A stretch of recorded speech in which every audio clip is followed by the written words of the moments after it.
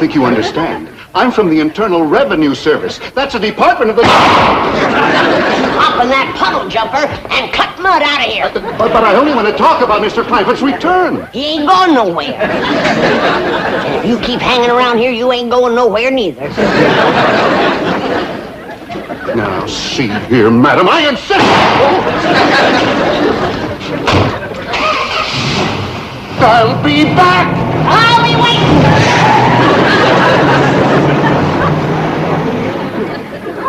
What's all the ruckus, Granny? Who was that? That blame revenuer. Sure? Came right out and admitted it himself. Well, we don't want no trouble with the law. Besides, you said you were going to stop running your still. I ain't been. But I don't want no revenuer snooping around. They're the lowest form of varmints. Even he was ashamed of being one. What? Called it the Infernal Revenue Service. Internal Revenue Service? That's right. Well, sit down, sit down. Oh, thank you. Well, now, it's a pleasure to have you visit my struggling little bank. Right? You?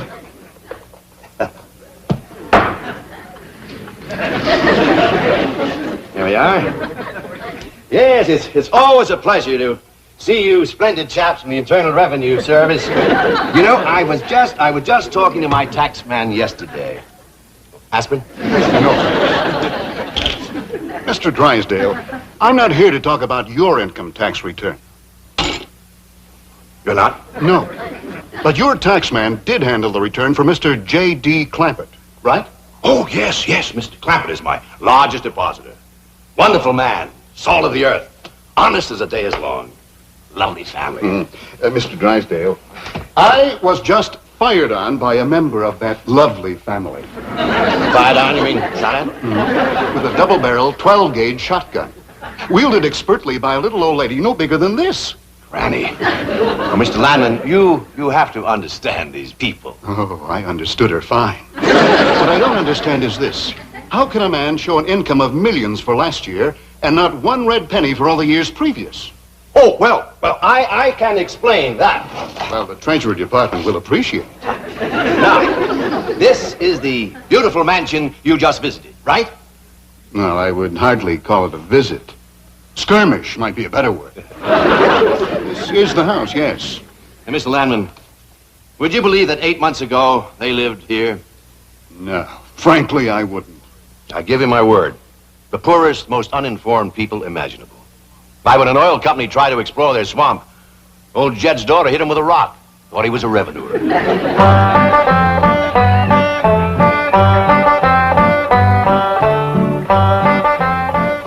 What you got there? Stranger, Where'd you get him? I beamed him with a rock. What for? He was skulking around down by the slough. Figured he might be a revenuer. He ain't no revenuer. Then can I keep him? Of course not. Well, I caught him. Don't matter. Well, he won't be no trouble. I could keep him out in the smokehouse. Ellie Mae, you can't keep people like they were dogs and cats. Who's that? Some feller Ellie found nosing around. Beamed him with a rock so it'd be easier to tote. That there fella's from the petroleum company. What's a petroleum? I don't know. He asked me if he could do some wildcatting down by the slough. I said, help yourself. We're glad to get rid of the critters. What he said? Just kind of laughed. The laugh's on him. There ain't no wildcats down there at that slough. Heck no. It's too full of oil. Are you trying to tell me they didn't know oil was valuable? Even when the oil company geologists told them, they didn't understand. Mr. Clampett, that swamp of yours is full of oil. I could have told you that. Well, my company would like to pump it out. Yeah, I like that too, but I just can't afford to have it done. Oh, no, you don't understand. You see, you wouldn't have to pay for it. Oh, I don't take favors from strangers. No, Mr. Clampett, you see, you're a very rich man. Stranger, if money was skunk oil, a hound dog couldn't smell me. It's your swamp. My company will buy that land. Why, they'll raise so many derricks down there that... Son, I gotta be honest with you, you couldn't raise turnips down there. He's right. That ground looks black and rich. But it's so greasy you can just squeeze the oil out of it. But that's what my company wants. Maybe you better sit down for a spell. Why, even after Mr. Clampett sold his swamp, he didn't know how much money he'd gotten until his cousin Pearl heard the news and came rushing over. Stop this thing! Stop it! Hold on his hand! Heaven protect us!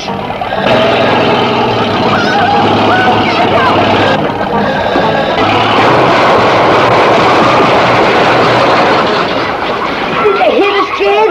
No, but I think they sure want the chicken house. Oh, Jack, I'm sure sorry about the chicken house, but nobody got hurt. Jeffro, I told you to get rid of them worn-out brakes. I did, Ma. That's how come we ain't got none. Get on out and lift the chicken house back on its foundation. Jed? Yeah. Jed, Ellie Mae came running over to my place and she said you sold the swamp to some oil company. Well, yeah, I guess I did. What did they pay you for it? Well, he ain't paid me nothing yet. The Brewster fella said he'd bring the money later. How much they gonna pay you? Well, he said that'd depend some on how much oil they could pump out. Well, he must have mentioned some figure. What was it? Now, Pearl, you know that old swamp weren't worth shucks. Jed Clampett, you got slickered and you're ashamed to admit it. That's just what I told you. Granny, how much they gonna pay him? All right, I'll tell you. He said it runs somewhere between 25 and 100. 25 and 100? I know it don't sound like much, but Mr. Brewster seemed to set great store by the fact he's going to pay me in some new kind of dollar. There ain't no new kind of dollars. Well, it's new to me. I've heard of gold dollars, silver dollars, paper dollars, but he says he's going to pay me in, what do you call them, Granny?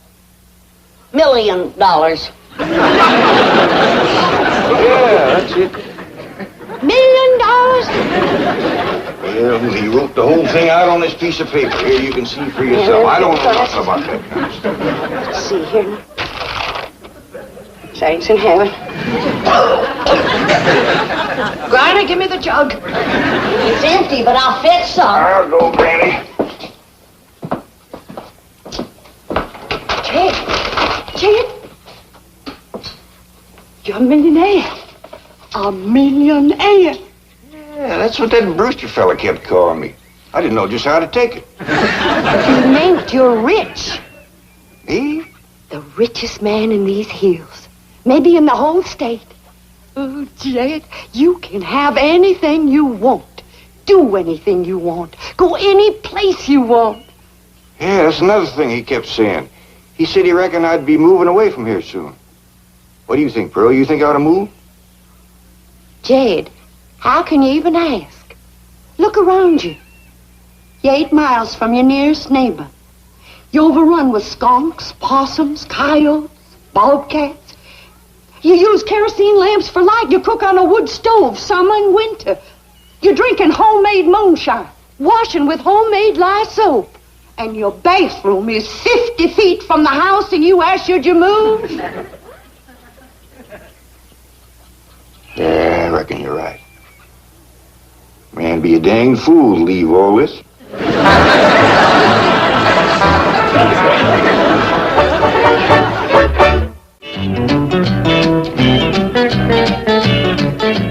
You know, Mr. Drysdale, in the Internal Revenue Service, we hear some pretty wild stories.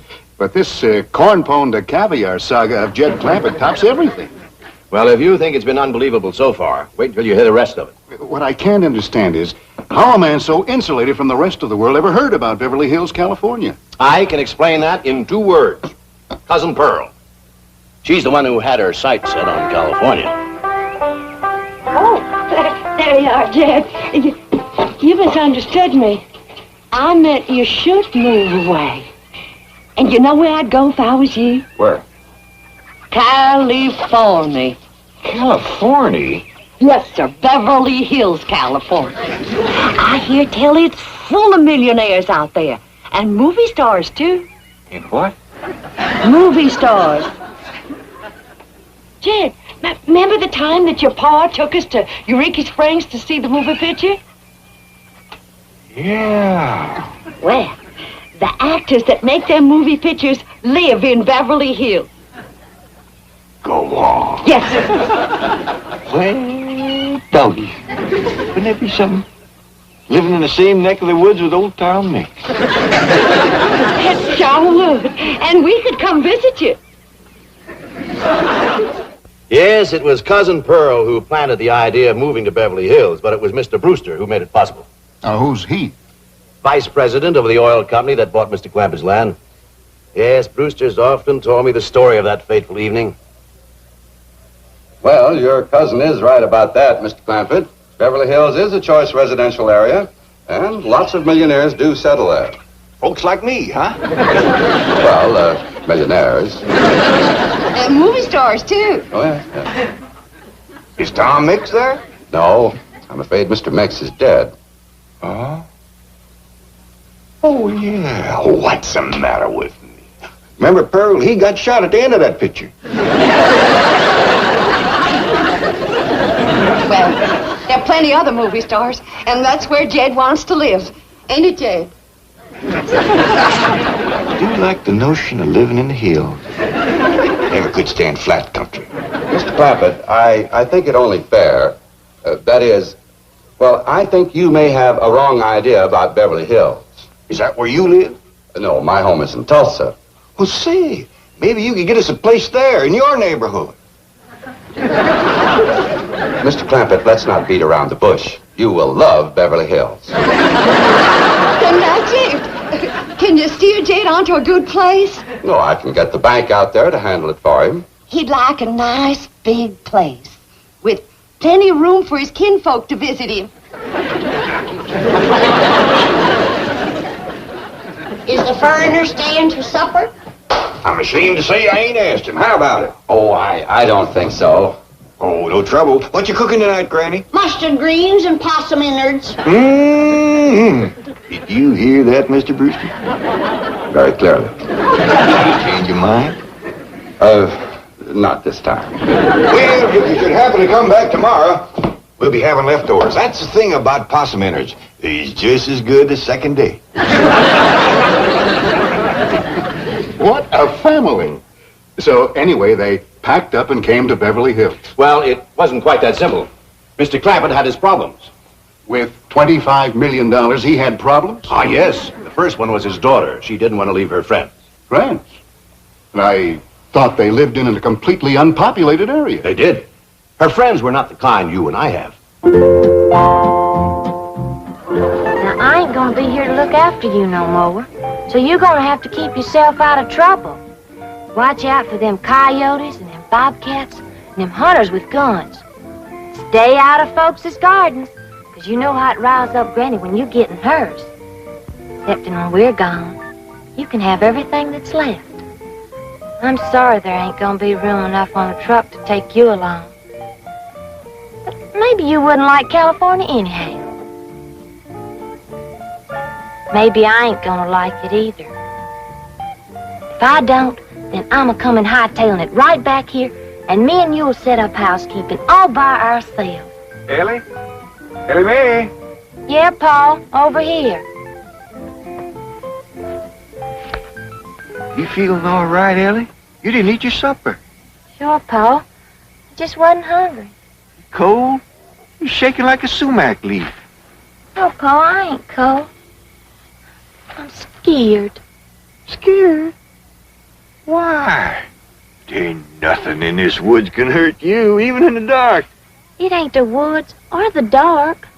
It's going so far away. I don't know what it's gonna be like out there in Beverly Hills. Why, it's gonna be just like here. Except we'll have things a lot nicer. Will I go to school and wear fancy dresses like city girls and put powder on my face and get my hair all fixed up in one of them there beauty parlors? Why, sure you will. Then I ain't going. I want you to meet the Clampetts under different circumstances. You'll find them to be really charming people. Including Granny? Oh, yes. This time you'll get a completely different reception. I promise you.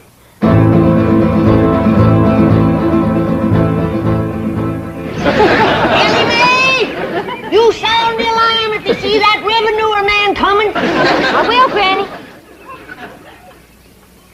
I'll blast him between before he gets through that gate.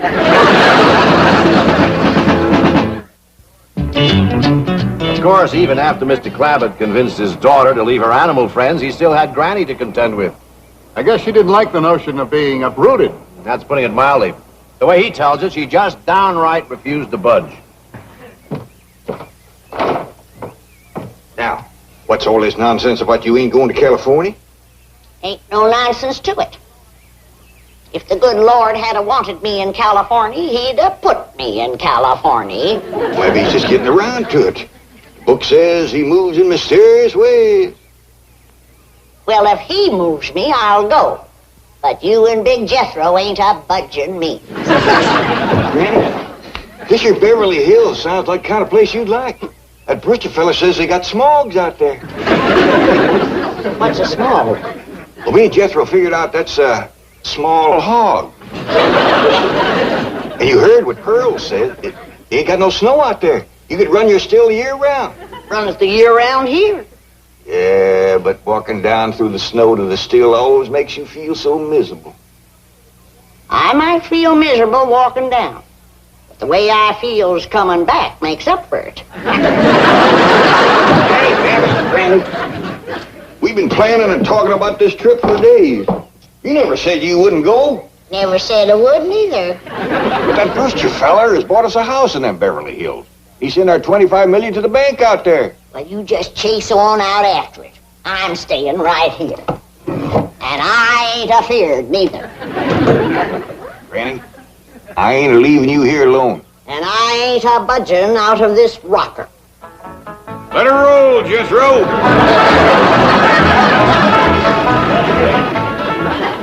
Only a man of Jed Clampett's strength and authority could have handled Granny. He'll be there when we get to the Clampett place, won't he? Oh, sure, you have nothing to worry about. There's the entrance up ahead. Yes, I know. There's a car stopping at the gate, Granny. They closed the gate since I left. I'll get it. You know, this reminds me of an experience I had when the Clampetts first moved in. I was leaving and found the gates closed.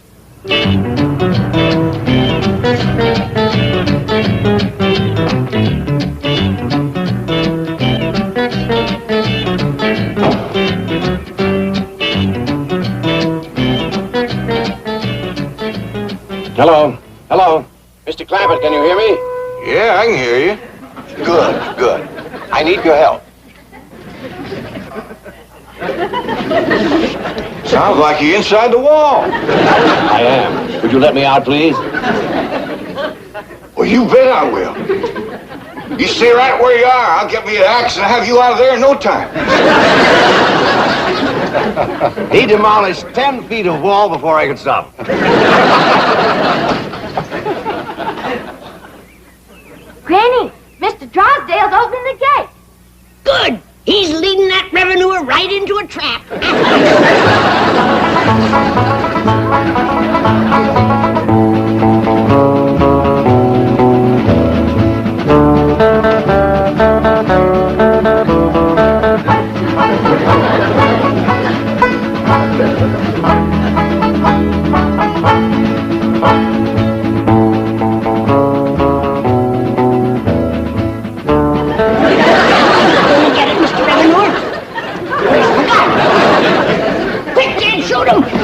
We ain't gonna shoot nobody.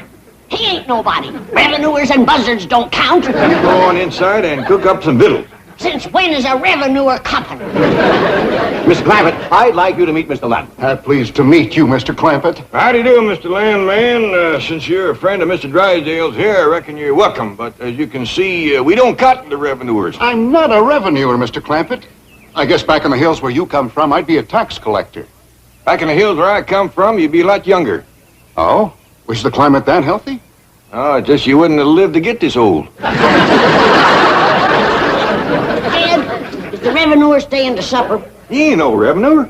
Well, is the foreigner staying to supper? How about it, Mr. Landman? You too, Mr. Drysdale. You're not by any chance cooking mustard greens and possum innards, are you? Not tonight. Oh, we had them last night. I'll stay. Me too. Tonight we is having leftovers. That's the thing about possum innards. It's just as... Those puniest greens I ever did see. What you mumbling about, Granny? A body can't find no greens in these Beverly Hills. I've been out all morning, and all I got was a scraggly handful of rhubarb leaves. That hole might have had 2 bushels. Collard, mustard. Well, let's simmer down, Granny. Maybe Jethro and me will bring you back some greens from the country today. Ooh, you going shooting? Yep, Mr. Drysdale asked Jethro and me to go out with him and another fella. Hey, what are you going to shoot? Some more of them skeet? Oh, no. Today we're going to be shooting game. Oh, praise be. We can use some fresh meat. Try and get a possum or a squirrel. Well, according to Mr. Drysdale, we're going to be shooting some game called golf. In tarnation is a golf. Well, I don't rightly know, Granny, but they must be thicker than crows in a corn patch around here, because Mr. Drysdale says everybody in Beverly Hills shoots them. I ain't never seen no strange critters running around. They must live in holes in the ground like a gopher. Yeah, I reckon maybe you're right. Just the other day, I heard him say he shot 9 holes of golf and got 57. There must be a mess of them to a hole. Paul, look at all the stuff Mr. Drysdale sent over for you. What's that, Melanie? Well, these here's what you call golf bags. Doggy. Sure is a heap fancier than a gunny sack for toting game. You know something, Jed? Them golfs must be about gopher size. If Mr. Drysdale can get 57 of them in one of these. Golfs ain't nothing like gophers, Granny. Them things can fly. Fly? Golfs? Yes, sir, Uncle Jed. Mr. Drysdale said the fellow we're shooting with today, what's his name again, Ellie? Oh, Mr. Durocher. Mr. Leo Durocher. Yeah, well, anyway, he got 4 birdies yesterday. Golfs must be mighty funny-looking critters. Fly like a bird and live in the ground like a gopher. Well, Mr. Durocher knows how to get them rascals. He shot 32. He just ain't in it with Mr. Drysdale. He shot 57. Well, the only thing I know is that them rascals are sure hard to kill. After you shoot them, you gotta club them. The dickens, you say? Why, Granny? The big boxes are just full of golf clubs. Look at this, Uncle Jed. That's a wicked-looking knob on this club. You could brain a bear with that. You think that one's wicked? Look at this one. That knob is solid iron. Oh, here's something else Mr. Drysdale sent over to us. He said we're supposed to wear these things when we shoots golfs. Hey, doggies, Jethro, them golfs must be the toughest little critters there is. First you shoot them, then you club them, then you stomp them with spikes. That ain't all. Miss Jane says to me, she says, when your Pa and Jethro go out to shoot, tell them to watch out for the traps. Traps, too? Ooh, I can't wait to tangle with one of them golfs. For pure scrappiness, they must make a mountain lion look like a pussycat. That's the truth, Uncle Jed. Why, they come right at you. You gotta dodge them and duck them. We got the fella to show us how. Who's that? Mr. Durocher. Miss Jane says he's a famous dodger. Yes, sir. He's so good, he coaches all the other dodgers. Well, doggy, I can't wait to meet Mr. Durocher. Come on, let's go. Have a little life. I want to talk to you, kid. Let me ask you something. Why don't you sign with the Dodgers, the happy team, where winning friends is a lot more important than winning ball games? Yeah, you sure won a lot of friends in San Francisco last season. Got a great sense of humor, you have. Also a great pitching arm. Well, what do you say? You ready to sign with us? Sure. Great. As soon as you top the $50,000 bonus offer the Giants made me. 50. Are you still considering the Giants? Why not? Why not? You can't pitch in Candlestick Park. That wind will blow you right off the mound. Don't worry, that $50,000 will hold me down. You like money, huh? Love it. You like golf? Not as much as money. Sign with us, and you can have both. You know who I'm playing golf with today? Who? Bank president and a millionaire. So what does that do for me? What does it do for you? The millionaire, if you sign with us and the millionaire's a Dodger fan, he may set you up in business. What's his name? There are so many Dodger fans that are millionaires, I can't keep track of all of them. I just as soon talk on the golf courses here. Attaboy. Sure wish Mr. Drysdale would hurry and pick us up. These clubs is getting awful heavy. You know something, Jethro? We can tote them clubs in these bags. But you said them bags was for toting golfs. Until we get the golfs, we can tote the clubs in them. Golly, Uncle Jed, that's a good idea. Come on.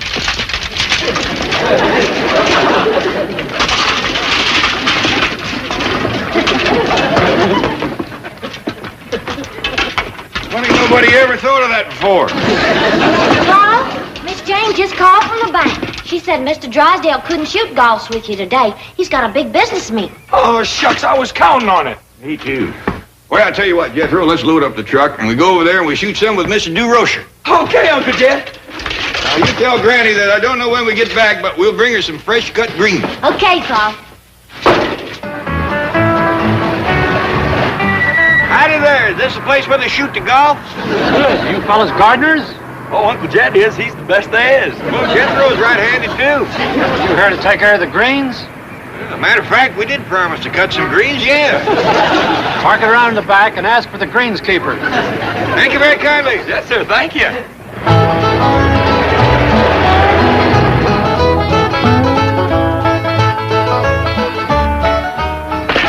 Jethro, I think you're right about them golfs being birds. I was? Yeah, when I come out here, I seen some people take 2 little white eggs out of that hole over yonder.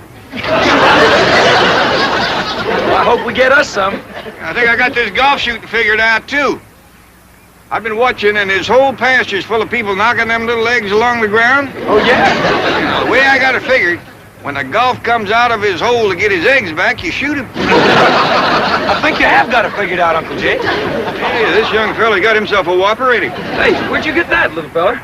Mr. DeRocher gave it to me, and he signed it, too. Is Mr. DeRocher here? Right over there on that bench. If you ask him, he might give you one, too. Well, thanks, Sonny. Come on, Jethro. Great game you arranged, Leo. The bank president canceled, the millionaire didn't show up, and we can't get a caddy. I talked to the starter. He's going to give us the first 2 that come in. Look, I gotta catch a plane to San Francisco tonight, Leo. Look, kid, I told you. Forget about San Francisco. The Dodgers are the greatest... Mr. DeRocher here? Right here. Well, Mr. Drysdale can't come, but me and Jethro would like to go along with you, if that's all right. Well, it's great. See, I told you we'd get caddies. Now, whose bags are those? Oh, Mr. Drysdale sent them over. Look, put them right over there in the rack. Take ours. Oh, thank you very kindly. That's mighty neighborly of you. Oh, I've seen some seedy-looking caddies in my day. They're really scraping the bottom of the barrel at this club. Well, let's give them a break.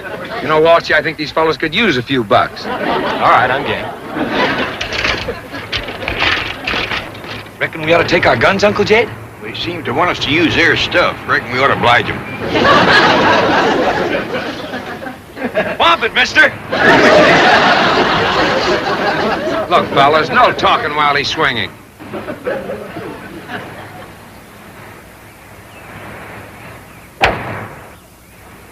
Holy cow, what a drive. All right, just look. Uncle Jed, you reckon it's all right to talk now? I reckon so. That other fella ain't swinging.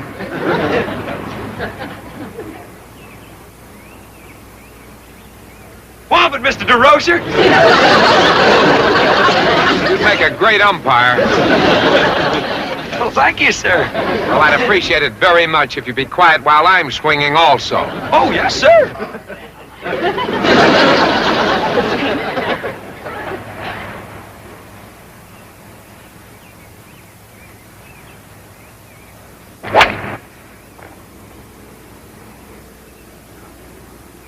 Beautiful shot, Leo. Just like... Let's take a cart and lose those guys. Okay, I'm with you.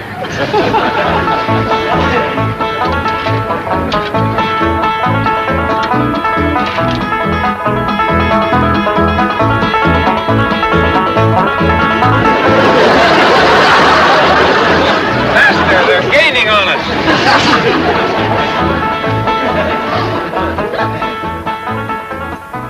Boy, if I sink this, I'll birdie the first hole. A 40-footer? No chance. No chance. You just watch me, kid. I got the magic touch. My doggies, we thought we'd lost you. Yeah, so did we. You fixing to whomp it again? Yeah, I'm fixing to whomp it again. Say, you fellas ever caddy before? No, I don't reckon so. You ever been on a golf course before? No, sir, but we sure is anxious to learn about it. You want to learn? Come on with me then, fella. Come on. Say, mister, could you tell me where I might find some greens? Well, what do you think you're standing on? Right here? Yeah. My dog, if somebody done cut them so close to the ground, there ain't nothing left. Greens to eat? Yeah, I promised Granny I'd bring her home something to cook tonight. Say, old timer up. How long's it been since you had a decent meal? I'd say about a week. That's when we had the last of the salted down possum belly.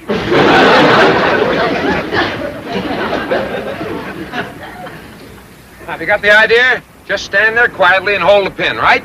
Oh, yes, sir.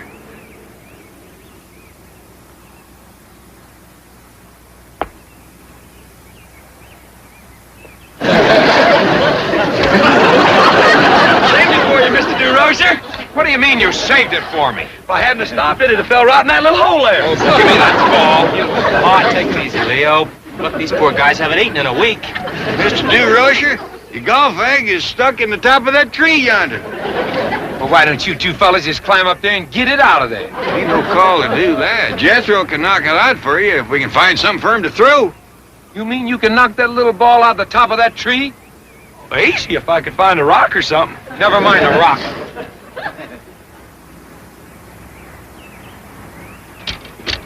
Here, use this. Hey, Uncle Jed, it's another one of them big eggs. Hey, would you hit that golf ball up in that tree? Hit it? I can't even see it. I'll knock it down for you, Mr. DeRocher. Okay.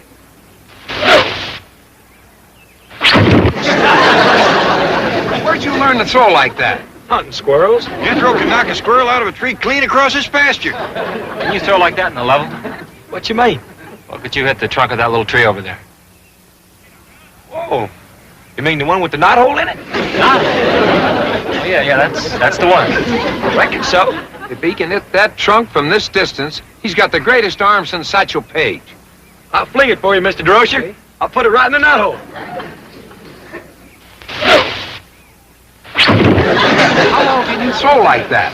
Well, after about 8 or 10 hours, my arm kind of stiffens up, so I have to start throwing with my left. I can throw harder with my right, but my left don't get tired so quick.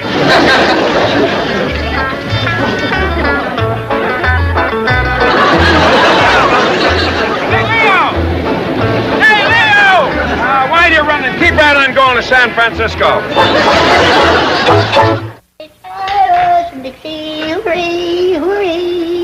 Here you are, Granny. Oh, that's a good girl. Granny, Ellie Mae, wait till you hear the news. Get my greens? No, but... Get some golfs? No, but... I got some of their eggs, Granny. Look here. Kinda hard. Shells is, but maybe they soft inside. Too hard to crack. I'll have to boil them. Now, Granny, you come on over here and listen to the news. You too, Ellie Mae. Well, what is it, Paul? This boy here is going to be a baseball thrower. What's a baseball thrower? That's a feller that throws a baseball. What's a baseball? This here is a baseball. They play a game with these things. Well, how do you play it, Paul? Well, far as I can figure, you get one of them golf eggs stuck in the top of a tree, and then you knock it out with this here baseball. Yeah, and then if you knock it down, you get to throw the baseball through a knot hole. That sounds like fun. Can I play, too? Well, now, Ellie, I don't know. Well, I can throw just as good as Jethro. Yeah, you can. She can't either. Can too! Now, listen. Now, wait a minute. Let's let Mr. DeRocher decide. He's coming over here in a few minutes with something called a contract for Jethro. Well, I want one of them contracts, too. Oh, wait. Let's just sit here and wait for Mr. DeRocher. I thought you said this Jethro was a poor boy. They must be the caretakers here. They're so poor, I know they haven't eaten in a week. And he still threw the ball that good. And fast. If we feed this boy, we're going to have a gorilla to catch him.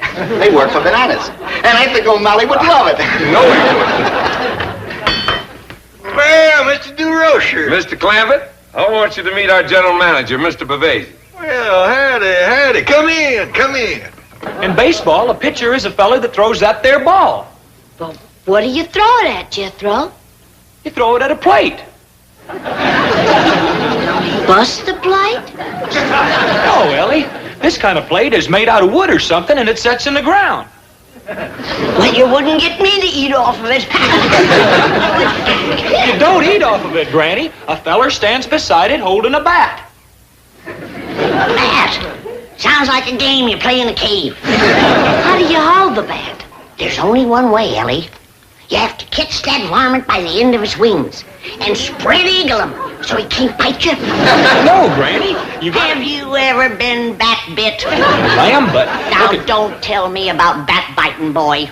I was bat bit before you was born. These bats don't bite, Granny. They's made out of wood. Wood bats? Yes, ma'am. And you don't play baseball in a cave, neither. You play it on a diamond. A diamond? Yes, ma'am. Who told you all this, boy? Mr. DeRocher. And you swallowed it. Well, Granny, he's a coach. He might be a coach, but if you ask me, he's got a few horses missing. Going out to see me in pond, everybody. Mr. DeRocher's there. He's got a fella with him named Bavasi. Who's he, Paul? Well, he's the general manager of them Dodgers. Mr. DeRocher calls him Buzzy. Well, if you ask me, Mr. DeRocher is the one that's buzzy. Are you coming, Granny? No. I'm going to stay here and do something sensible. I'm going to boil these golf eggs.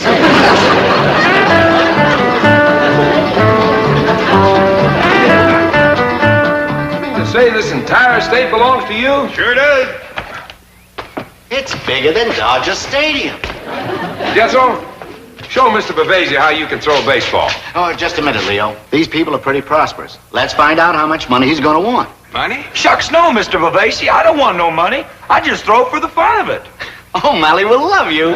Look, Jethro, get back over there about 60 feet. You know, right this side of that wall there, and throw the ball. Well, there ain't no knotholes around here. Just pretend that this is a knothole right here, and throw it right in this pocket. Okay, Mr. DeRocher. You're gonna hurt your hand, Mr. DeRocher? Not with this mitt on.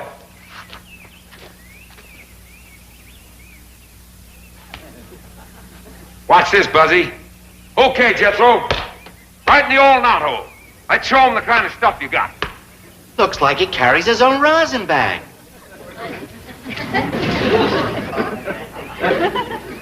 Ready, Mr. DeRocher?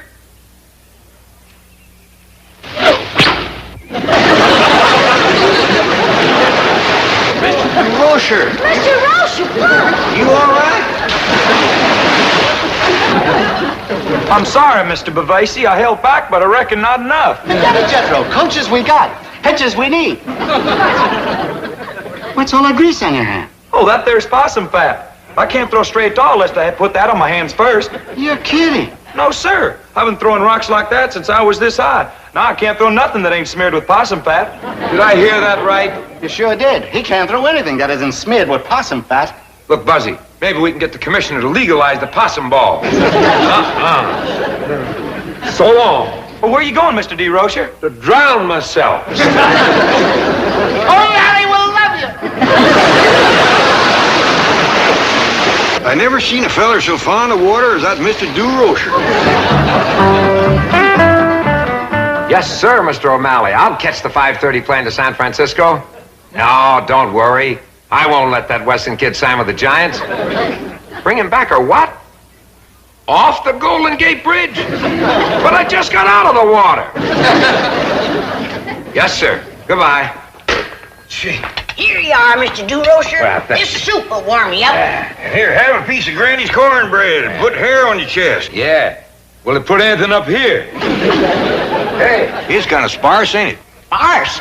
I've seen more hair grow on a hog's liver. Hey, this is pretty good. Chicken, isn't it? You didn't miss it much. Chicken hog. Would you like a golf egg? A what? A boiled golf egg. Boiling them made them kind of rubbery. And that yolk is black as coal.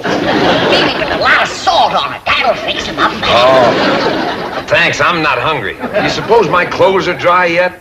Well, they ought to be. Jethro and Ellie Mae is running around the block trailing them in the breeze. Here you are, Mr. DeRocher. Bone dry. Well, thanks a million.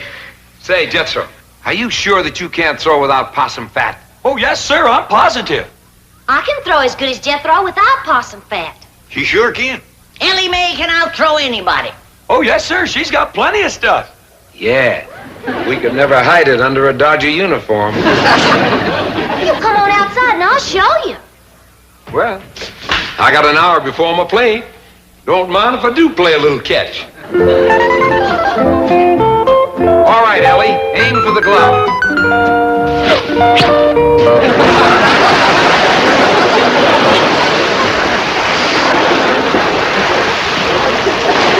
Here we go again. That man spends more time in a... Not a gentle lady, hear his voice be low and sweet.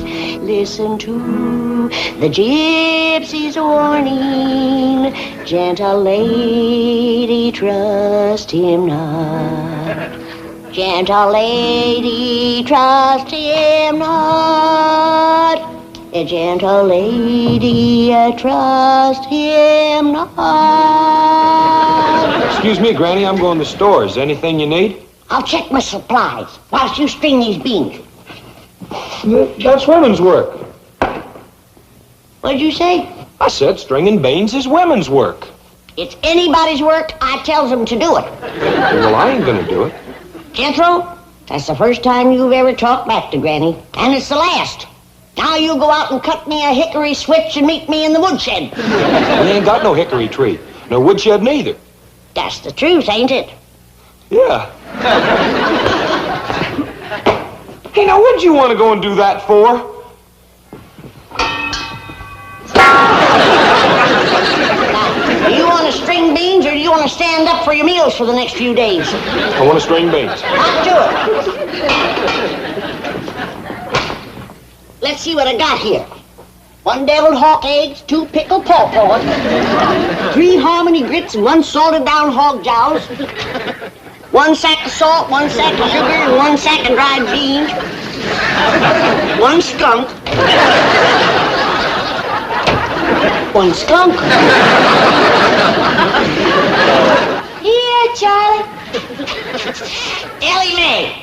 Is Charlie a critter about this size with a white streak down his back? Here, Granny, you see me? He's in that cabinet over there. Now you go over there and get him out.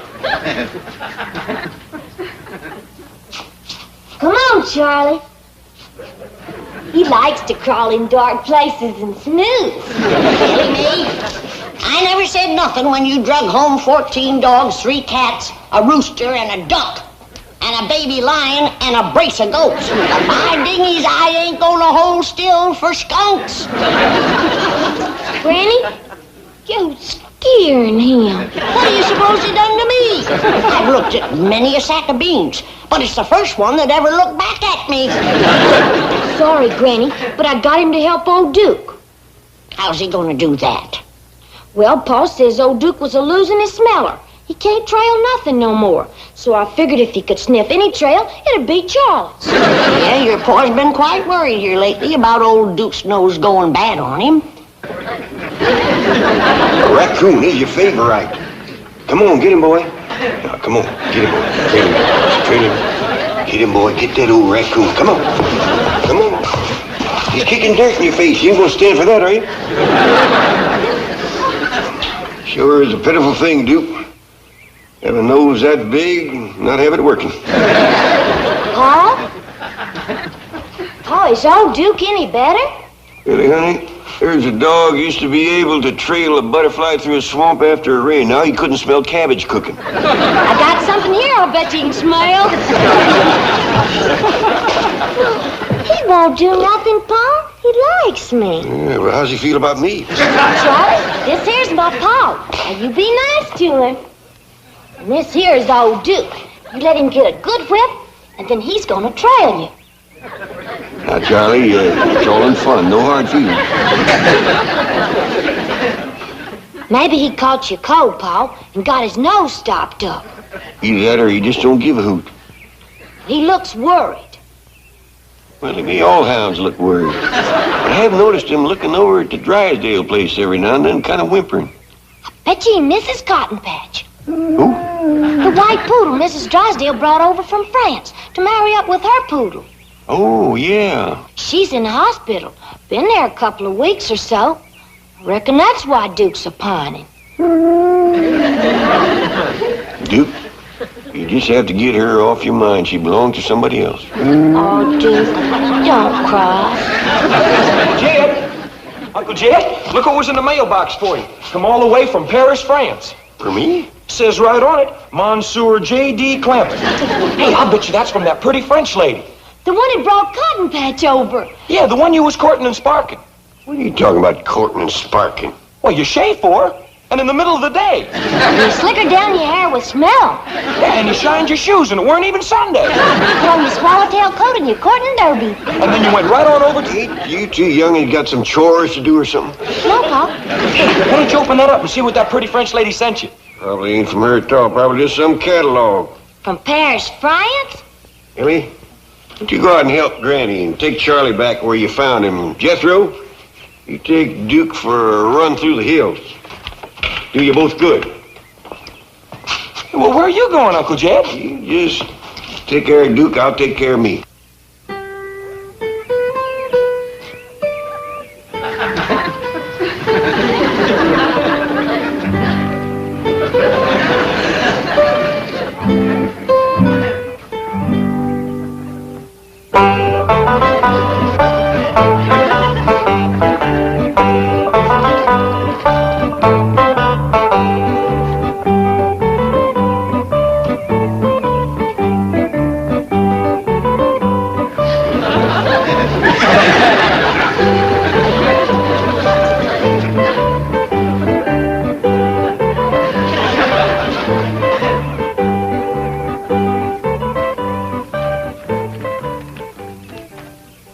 Come on, Duke. Uncle Jed wants me to take you for a run.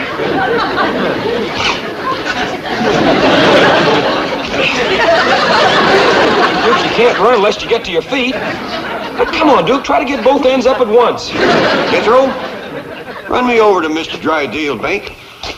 Okay, Uncle Jed. I can run you a heap easier than I can run old Duke. Wait a minute. I mean, run me down in a truck. Oh, all right. I'll go fetch you. One of these days, I gotta have a long talk with that boy. I talked to the doctor at the hospital, and he said Claude's wife and babies can come home today. Isn't it exciting? Aren't you thrilled? Beyond description. Claude is the father of quintuplets. Aren't you proud of him, Milburn? Margaret, it is not unusual for a dog litter to number 12 or even more. Why must you always belittle Claude? You know how sensitive he is. Oh, I'm sorry, Claude. Good show. Congratulations. Now, I've got a lot of work to do, Margaret. You certainly have. We want you to help pick 5 baby names. 3 boys and 2 girls. We want your suggestions. Well, my first suggestion is for you to go home and do it. I've got a bank to run. Bank. That's all your dadums talks about. Now, of course, the first boy should be Claude Jr., and the first girl should be Claudette. Claude wanted to name one of the boys after his dadums, but Milburn just doesn't sound French. Hallelujah. Let's all sit down, and we can go over my list of names. Claude, you can lie down. Poor darling. He's a nervous wreck. He's chewed his nails right down to the paw. Well, I'm going to be doing a little nail chewing myself if all this is over. Isn't it exciting? Oh, Mademoiselle Denise. She said she's going to send me a picture. Such a beautiful woman. So sweet and so charming. Funny thing about her, I couldn't understand a word she was saying, but I sure did like the way she was saying them. Shall I read the letter to you? Yes, ma'am, but not too loud. Cher Monsieur Clampett, dear Mr. Clampett, here is the photograph I promised. I shall be coming to Beverly Hills again very soon now, and I hope that I may take one of you back to Paris with me. Well, I wonder which one of us she's going to take. Be a treat for Granny. No, Mr. Clampett, she means a photograph of you. Oh, I don't think I got none. Leave that to me. It's easily arranged. I read on. Mrs. Drysdale has cabled me that Colette is expecting and has invited me to come and take my pick of the litter of puppies. I am looking forward to seeing you then. Sincere best wishes, your friend, Mademoiselle Denise Bouchard. Doggies. Sure is handy to understand that foreign writing and talking. Reckon you could learn me? Well, yes, in time. Today? I could give you a lesson at noon. How long would it take? Oh, an hour. Hour, huh? Ain't bad. Well, I'll tell Mr. Drysdale and be right over. Thank you. Come in.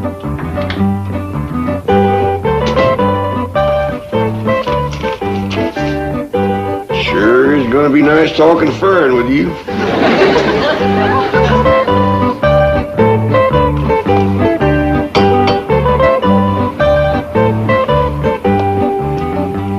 How do you do? It is good to see you again. Thank you. I am fine. How do you do? It is good to see you again.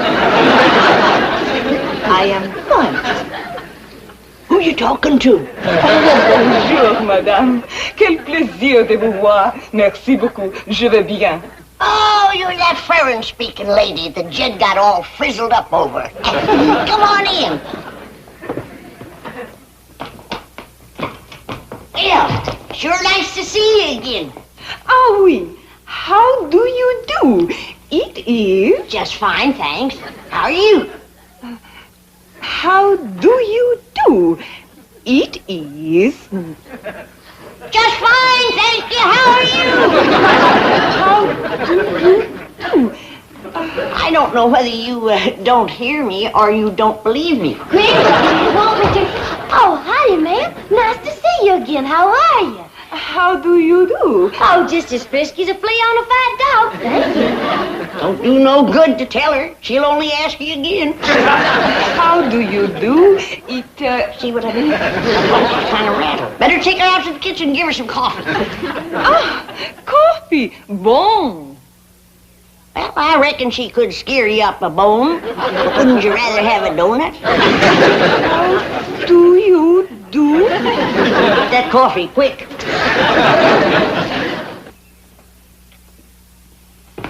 Ready? Jed, you got company. Who? That beautiful foreign lady that you were so sweet on. From Paris. She here already? In the kitchen having coffee. Doggone, another hour and I'd have had my French lesson. Where you going? Going up to wash my hands.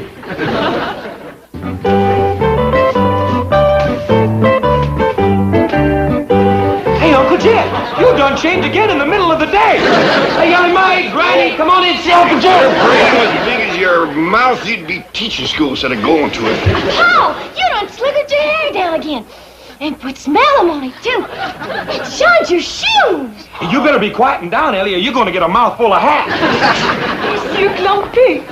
Oh, howdy there, Miss Denise. You look as pretty as a bag full of striped candy. Je suis si content de vous revoir. Je pensais constamment à vous à Paris. Je souhaite que vous ayez reçu de mes nouvelles avec ma photographie. J'attendrai avec plaisir et impatience d'avoir votre photo signée de votre main et que je garderai toujours près de moi. Just my luck. Another hour and I'd have been able to understand every word she said.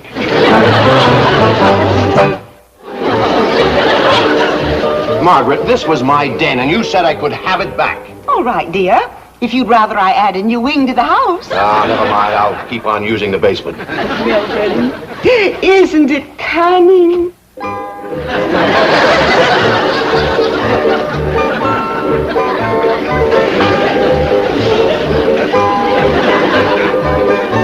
Where are the puppies? They're with their mumsy-wumsy. I'm surprised you didn't hire a baby nurse. Oh, I must speak to the poodle pediatrician about that. Melbourne, this is going to be the most thrilling moment. Our first look at our first grandchildren. Will you please stop calling them that? They are dogs. Now, let's have our look so I can get back to the bank. Oh, but wait, dear. Don't forget your mask. What? For heaven's sake. Oh! It's that hillbilly beast. Shoo! that? You mongrel!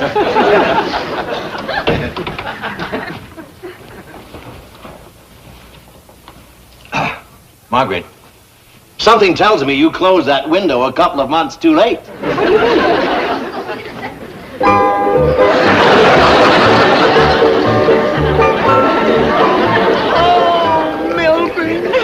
How are we going to break this to Claude? He's already in analysis.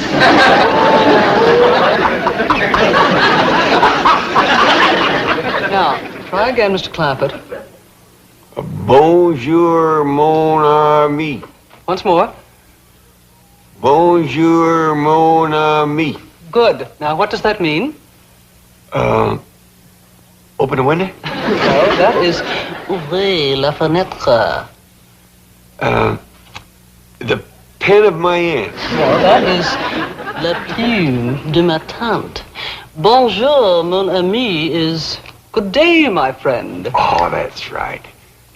How long have we been at this French lesson? About 55 minutes. And you say it takes an hour? That's right. Well, them last 5 minutes must be doozies. Now let's take Je t'aime. Je t'aime. Good. Now what does that mean? Let's see now. The pencil box? Mr. Clampett, I love you. Well, thank you, ma'am, but since we only got 5 minutes left, maybe we better stick to business. I think that will be enough for today. Where is Mademoiselle Denise? Oh, Ellie Mae took her down to the cement pond to meet her critters. Bonjour, mon ami. Excellent, excellent. Howdy, you furry little barman. Well, if that's French, we've been talking it for years. I rather imagine she learned that from listening to Ellie Mae.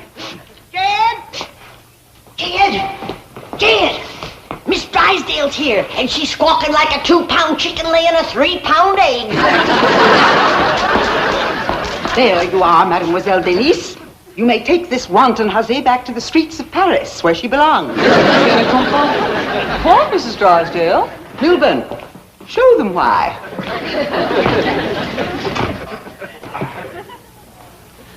Oh, quel bébé précieux! Monsieur Duc, je pensais que vous êtes le papa.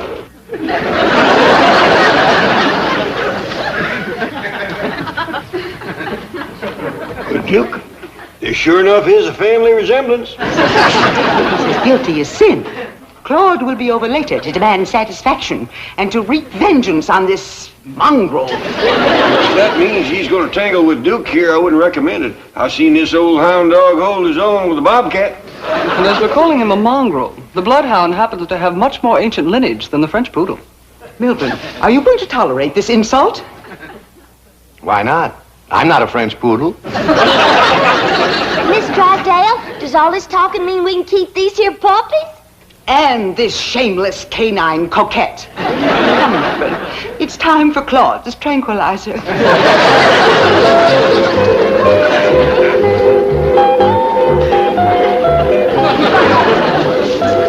Well, is everybody staying for supper? Well, Granny, I kind of figured that Miss Denise being so far from home and all, that she might want to eat supper out at one of them French eating places. Well, good. If that's what she wants, let her go. How many of us does that leave? Well, you don't understand. I'd be going with her. Well, cooking ain't good enough for you, huh? Granny, it ain't that. It's just I'd like to spend a little time with her alone.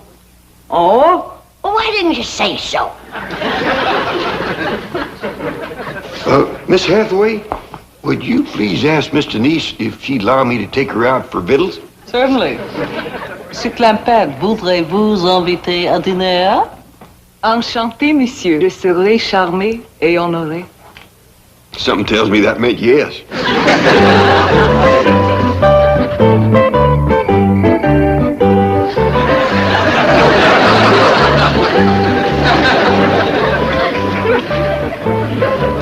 Well, we're ready.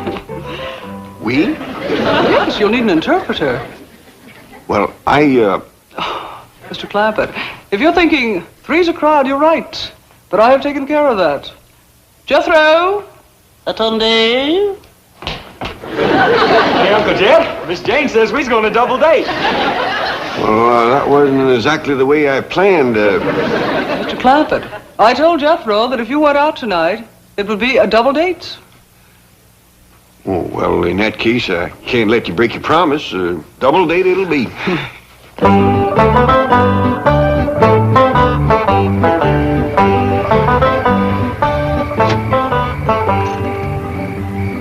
Well, ma'am, we didn't talk much, but I can't remember when I've had a better time. How'd you like it? Well, Dougie. How about you two in the back seat? You enjoy the double date?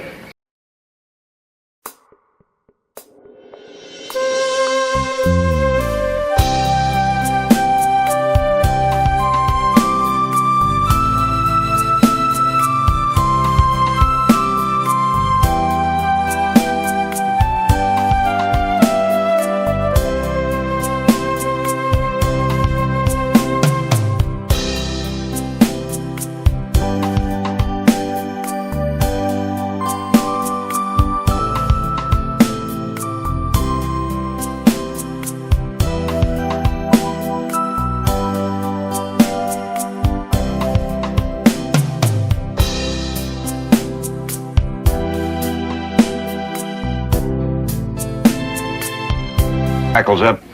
You take care of her for me, Jethro. Now, Ellie Mae, I know it's against your nature, and I know how much you love your granny. But for her own sake, I want you to try to be real spiteful. Try to get her riled up. Do it, Paul.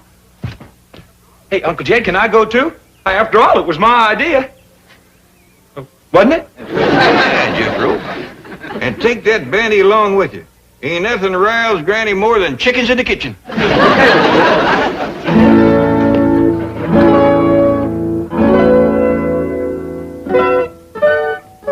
Well, I'm gonna cook up a mess of victuals. That's what I'm gonna do.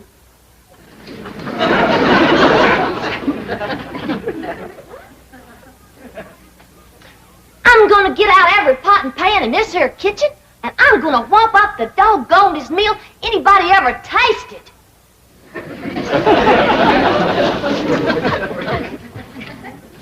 Hi, Allie. What you fixing on doing? I'm gonna cook up some victuals. Granny don't allow nobody to cook victuals in her kitchen. I don't care what Granny don't allow. I'm gonna cook up some victuals anyhow. I'll help you. Here now, what are you youngins up to? Oh, we's gonna cook us some victuals. Why, you know Granny don't allow that in her kitchen. We don't care what Granny don't allow. We's gonna cook us some victuals anyhow. Jethro, is that a chicken you're holding? Yes, sir. Well, you better get shed of it right away. No, I mean outside. Ain't nothing riles Granny more than chickens in her kitchen.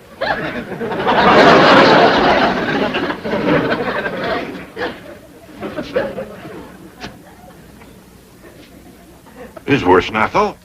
Don't nothing rile her up. We gotta try harder. Ellie Mae, what you figuring on cooking? Grits. Grits? Why, your granny just cooked a mess of grits last night.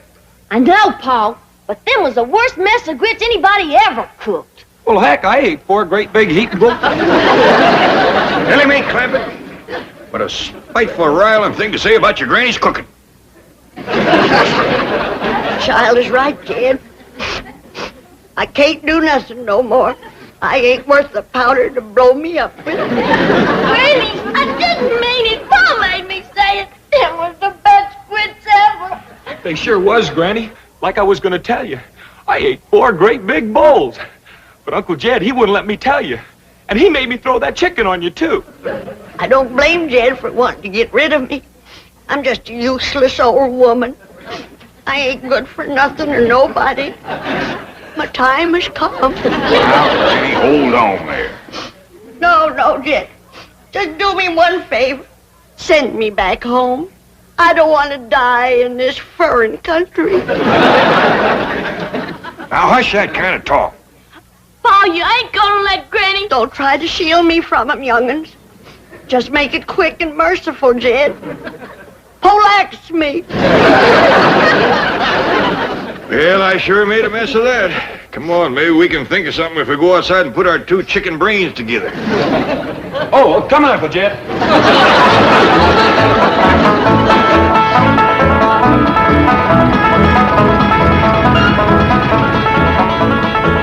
You wait here, I'll go and see Mr. Drysdale. I asked Miss Jane to come to supper, too. Mr. Drysdale, look who's here. I don't want to be no bother. Well, it's always a pleasure to see you, Mr. Clampett. Sit down, sit down. Thank you. Well, now, what can I do for you? Well, I got a little problem. Your problems are my problems. What's troubling my favorite depositor? Well, who? You, Mr. Clampett, you. Oh, well, you see, it's Granny. That poor little old woman is feeling lower than a fat frog in a dry well. Well, now, we must do something to cheer her up. Indeed, we must. You see, back home, we just have a bunch of neighbors in and have us a do. Ain't nothing pleasures Granny more than doing for folks. Doing? Yeah, you know, womping up a big feed, tapping a keg of her cider, seeing everybody has plenty to eat and drink and has a good time. Can't Granny do that here? Well, you folks is about the only ones we know. We'll be happy to come, just say when. I reckon the sooner the better. How about tonight? I'll be right neighborly. Miss Drysdale in town? Yes, she is, and she'll be delighted to come. Delighted. Chief, Mrs. Drysdale, this is indeed a red-letter day. Guess who has just landed on the roof? Well, it's a little early for Santa Claus. No, indeed. It's our distinguished chairman of the board, Mr. Martin Van Ranserhoff. What? Well, I thought he was on the world cruise. No, he's anchored his yacht off Balboa and helicoptered in to see you. Mr. Van Ranserhoff. Marty Milburn, call me Marty. You know Mrs. Drysdale. Oh, yes, of course. Congratulations. Congratulations for what? Well, I think you should be the first to know I'm elevating your husband to the board of directors. Board of directors? Nice. Yes, well, he deserves it. Any man that can land the Clampett account is my kind of banker. And I want the 2 of you to celebrate with me having dinner on my yacht. Well, thank you. We'd be delighted. I have a new French chef that's a genius. Every meal is an adventure. Sounds marvelous. But, darling, have you forgotten that we're dining with the Clampetts this evening? Oh, well, don't worry about that. I'll call it off. Oh, no, we won't. There's one man I want to meet, J.D. Clampett. Business genius. Financial wizard. Shrewd, calculating, incisive. Mr. Clampett? Who told you Mr. Clampett was that kind of a man? You did. I did? Yes, right after you landed the account. Oh, then, yes. Well, he's still the same kind of man, isn't he? Of course, certainly. He's Crude. What was that? shrewd. Thank you, Margaret. That's just the word I was looking for. Come on, dear. I'm sure you want to rush out and buy yourself a new wardrobe to celebrate your husband's promotion. I'm doubling your allowance. Children, now you see what trouble mingling with the lower classes can bring.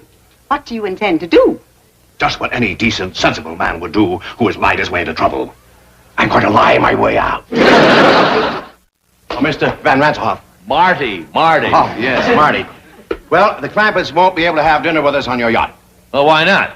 Well, it was foolish of me to forget this, but they're rather susceptible to seasickness, sort of a family characteristic. Well, that's ridiculous. They won't get seasick on my yacht.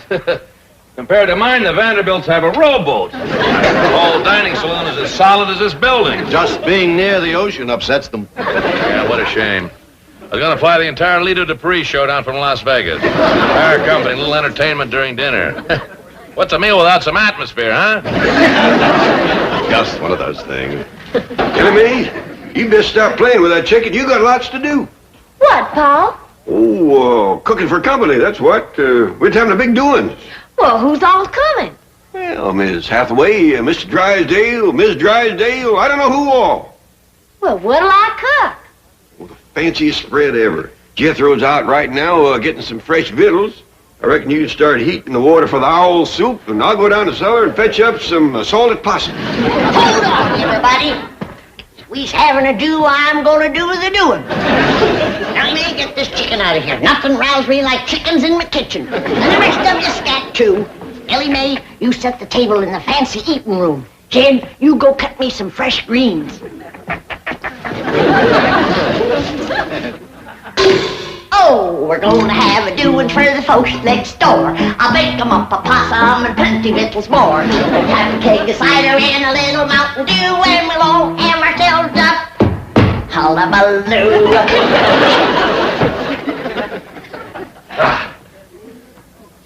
Look, there's a place out here called the Coliseum, isn't there? Yes, it's a stadium. Oh, good. We'll hire it for the night. Tell you what, we'll have a Roman bacchanal, see?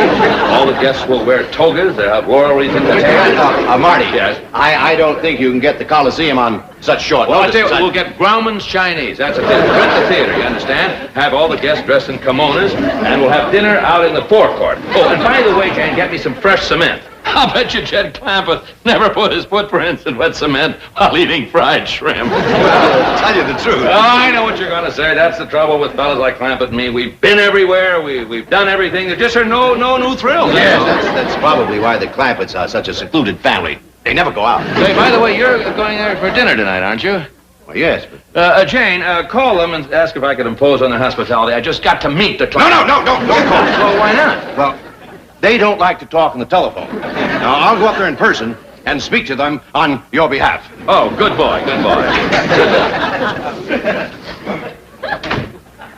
Look, just in case, I better get a date for tonight. Get me Liz Taylor on the telephone. I believe she's in Europe. Judge Gabor. Married? Brigida married. Susan Hayward married. Jane Mansfield married. Jane Hathaway. Single. Who is she? Yours truly. Yeah, Shirley MacLaine married. Mr. Van Ranserhoff, I think I should tell you that I already have an invitation to the Clampetts for dinner tonight. We are very good friends. Very close. Really? Yes, indeed. Oh, would you mind turning around?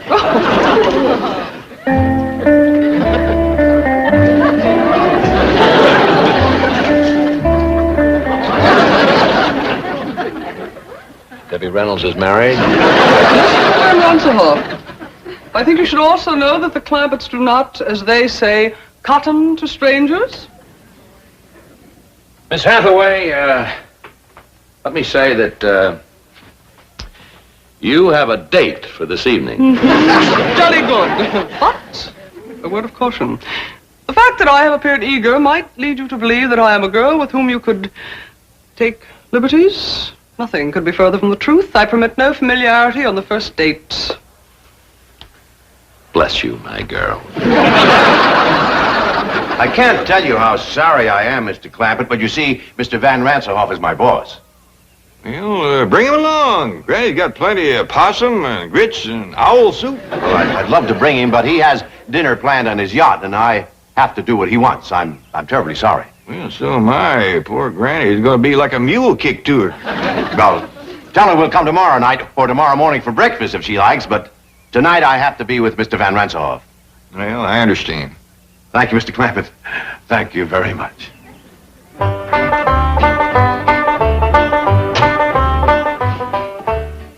Better not bring these in to Granny just yet. When she hears the news, she's liable to commence flinging them. Give him a line, Jed. Just heard the news. Now, simmer down, Granny. You can't catch Mr. Drysdale. He done gone.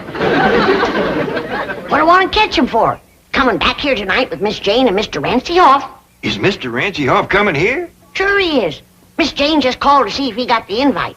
I said, shucks, he don't need no invite. Just bring him along. Hey, doggy.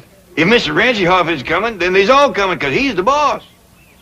Oh, we're gonna have a doing for the folks next door.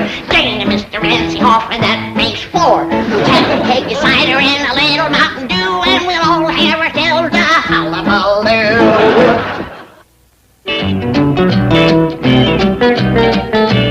What do you mean Ranserhoff's going to the Clampetts? I'll be exposed. I'll be ruined. Chief, veritas vincit omnia. If that's the name of a poison, get me some. See, truth conquers all. Tell Mr. Van Ranserhoff the truth. Admit that you deceived him. Do you know what happened to the last man who admitted that to Ranserhoff? He is now working at the bank at Moose Jaw, Alaska. He goes to work in a dog sled. I have an idea. I am Mr. Van Ranserhoff's date tonight. I'll tell him the truth. I'll pick a romantic moment and seal it with a kiss. Are you kidding? He has a bank north of Moose Jaw.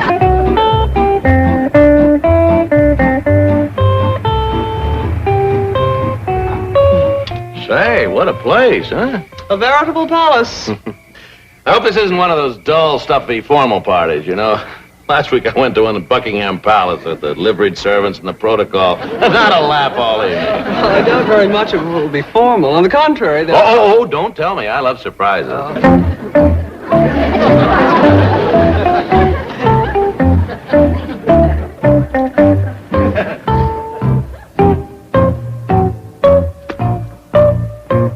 What are you doing? I'm packing for Moose Jaw, Alaska. Ransohoff just arrived at the Clampetts.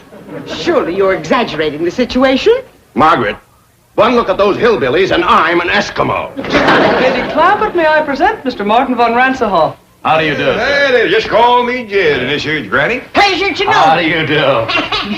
This is fabulous. No, this is Ellie. My daughter, Ellie Mae. Howdy there. See, I got a rooster that plays dead. You want to see him? All right, Mae, let's wait till later to show off your critters. This fine young fella here is my nephew, Jethro. Howdy, Mr. Ransohoff. He's my cousin Pearl's boy. We're right proud of Jethro. He's going to graduate from the 5th grade this year. Congratulations, young man. Well, thank you. Well, let's all go sit in the parlor while Granny pulls a bung on a keg of cider. Jane, this is marvelous, simply marvelous, and what a surprise. Who'd think that a stuffy millionaire like Clampett would come up with a hillbilly party? The man is a genius, and those accents, they must have been practicing for weeks. Longer than that. Yes, when do they start the hoedown or the square dance or whatever they're going to do? Oh, excuse me, Mr. Ransohoff. Marty. Well, come on, Marty. Once Granny pulls the bung on that cider, it evaporates awful fast.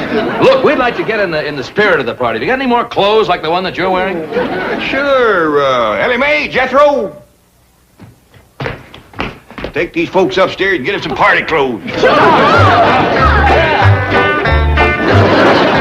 Out the way. Jane. Here I am. You look like something out of Tobacco Road. Well, you're not exactly Adolphe Manjou yourself. You know, I can't get over an important millionaire like Clampett going to all this trouble to surprise me with a hillbilly party. He's a wonderful man. He's the greatest. He's a millionaire's millionaire. I'll always be grateful to Drysdale for... By the way, why aren't the Drysdales here? Well, that's rather a long story, Mr. Van Ransohoff. Call me Marty the way Clampett does. That kills me. Marty. Mr. Drysdale thinks you're going to transfer him to your bank in Moose Jaw, Alaska. Moose Jaw, Alaska?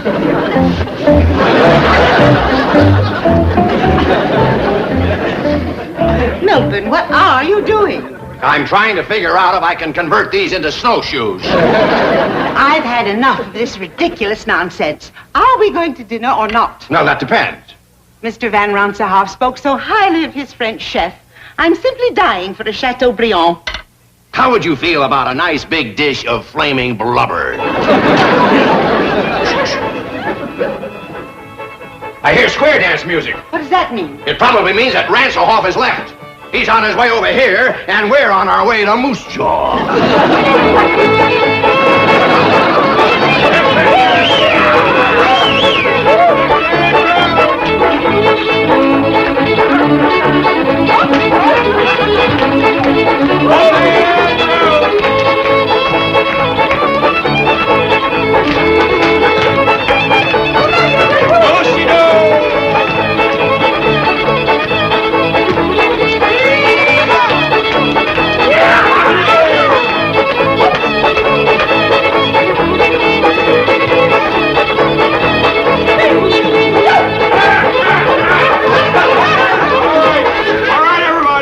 Says we can't wait no longer for the Drysdales. Her owl soup and chicken fried hawk is getting cold. This way to the fancy eating room. Owl soup and chicken fried hawk. What a sense of humor. Drysdale's missing the party of the year. A do-see-do.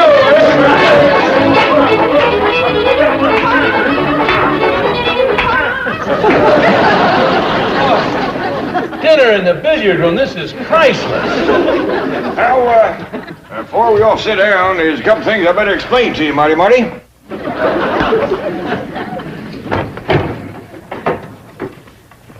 Now, these sticks with the notches in them is the putt passers. And these pointy ones here is the meat stabbers. Is just dandy for stabbing stuffed crow.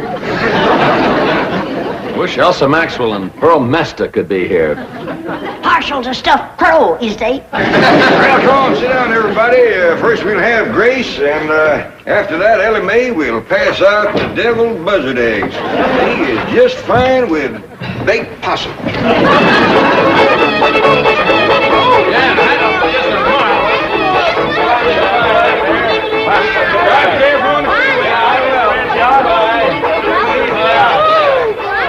I tell you, fabulous. Is that fabulous? I tell you, I've been to parties all over the world, but this is the cleverest, the most original, and what food? Imagine calling roast pheasant au jus stuffed crow with gopher gravy. I noticed that you didn't eat much. Oh, the excitement of the evening. Yes, I must say, I don't blame you. I can hardly wait to get back from that around-the-world cruise, see what kind of party they're going to plan for me next. Oh, Marty! Granny says you seem so fond of her deviled buzzard eggs, she wanted you to have these to take home with you. Well, thank her for me. You bet I will. Good night. Good night. And I need victuals for you critters.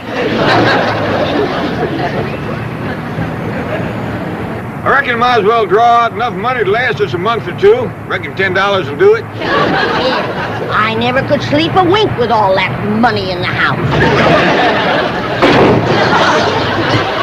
I told you not to drive with that hangover.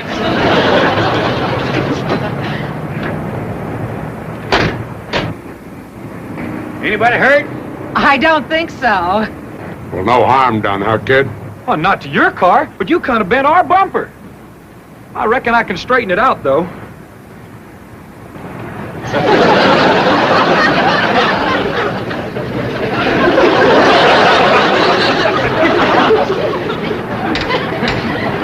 Attaboy.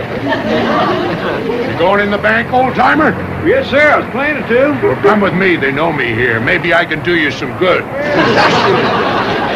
I hope you'll forgive my stupid husband. Had a bad day yesterday with the nags, and he got stoned last night. So now he's got to borrow some money to pay off his bookie. What's a bookie? A little rat called Sam the Collector. Oh, Jim could only stay away from the horses. Your husband likes horses, does he? Loves them, especially losers. Jed says a man who likes animals can't be all bad. Here comes Uncle Jed, Granny. Well, let's be on our way. Bye, ma'am. Glad there was no harm done. So am I.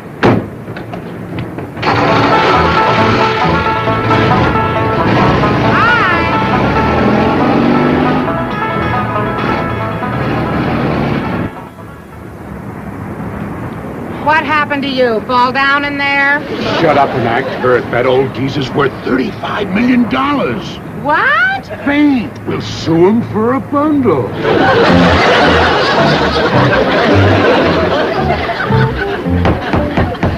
Case of Johnson versus Clampett. Are the plaintiffs ready?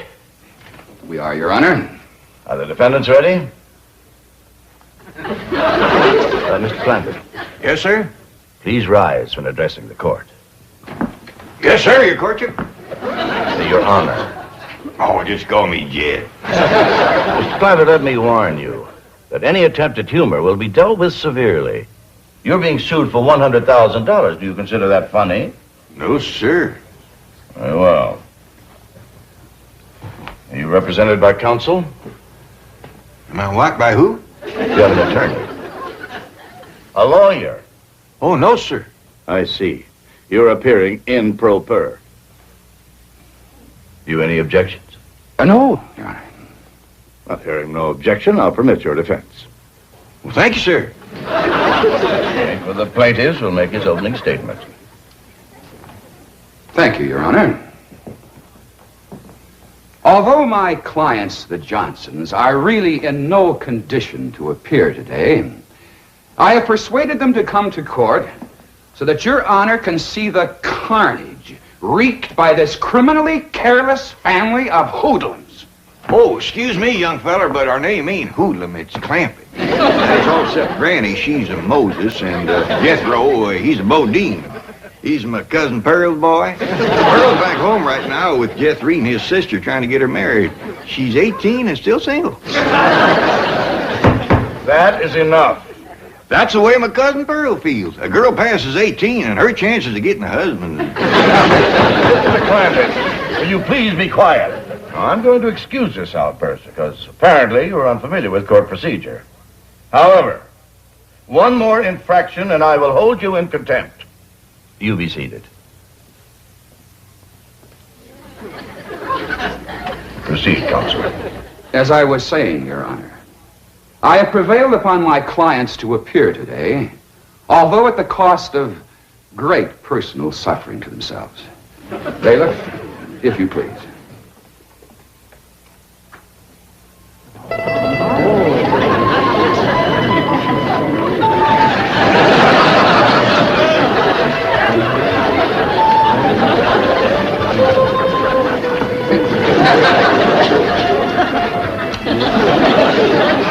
Is them the people that run into us? It sure is. What you reckon happened to them? Something terrible by the looks of them. Let's go see, can we comfort them? Your Honor, protect my clients from these ruffians. You got a terrible memory for names. We's Clampetts, except for Granny and Jethro. Mr. Clampett, I declare you in contempt of this court. And I'm going to give you a fine of $100. Well, thank you, but I didn't do nothing to earn no $100. The fine of $100 is suspended. Now, please, take your seats.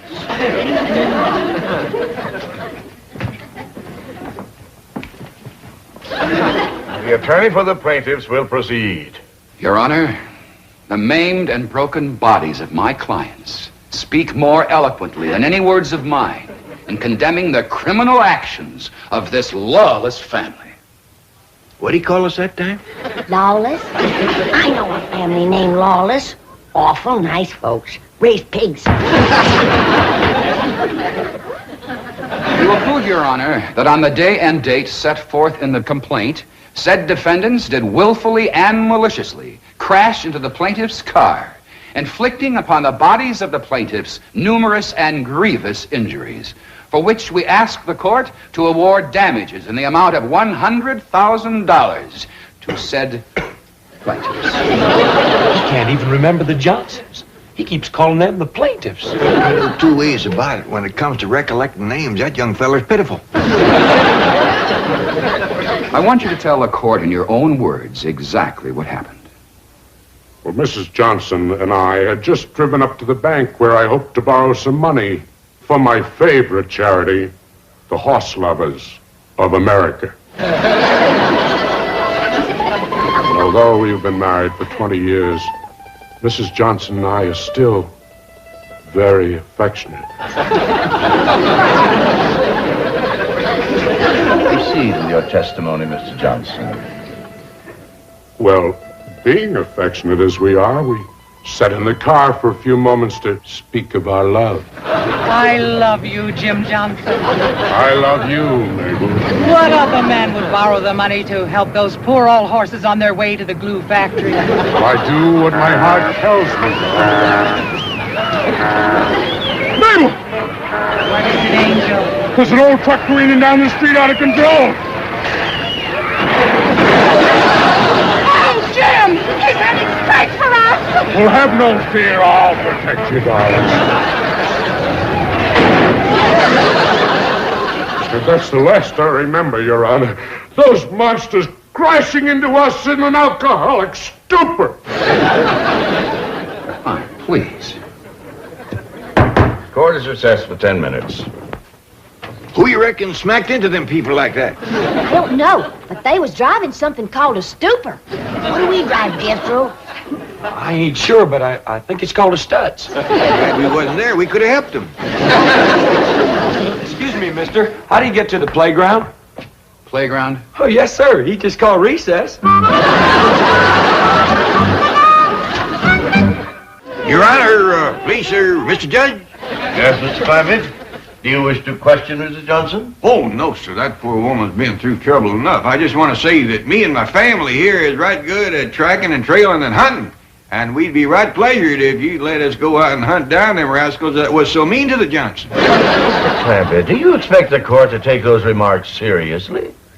Well, I reckon I did brag a little too strong on us, but if we can't catch him, we got a hound dog named of Old Duke. He can follow our trail a month old. That's back again. Why, you just give old Duke the scent, he can get after it.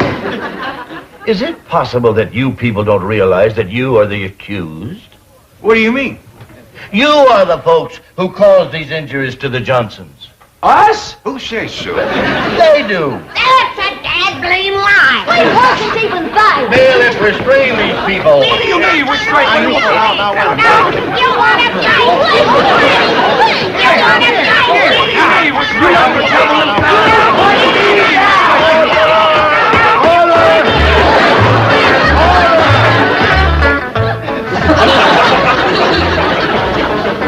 If you ask me, this is a heck of a place to spend recess. That fella said he put us in here to cool off. It's hotter in here than it is in there.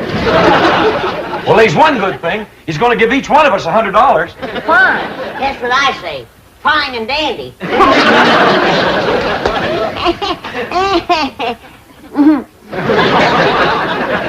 Jed, you look like you're counting hairs on a hog's back. What you studying on? I'm studying on this whole situation, Granny. Why would the Johnsons haul off and say we'd done something that we didn't? Well, maybe they's fibbing to get the money. Maybe they's text. I agree with Ellie. Way I got it figured, that accident they had knocked their memories loose. I coulda. The way they's bandaged up, they must have took some awful hard knocks. Granny, supposing you make some poultices for the Johnsons, then that'll draw the hurt out of their heads and they'll be able to remember what smashed into them. I'll do it, kid. And I'll whomp up a great big dose of retchweed tonic. There ain't nothing like retchweed to get you thinking straight. All right, folks. Judge adjourned court till after lunch. And then he wants you all back in that courtroom on your very best behavior. He said he'd suspend your $100 fines. There he goes, spending our money again.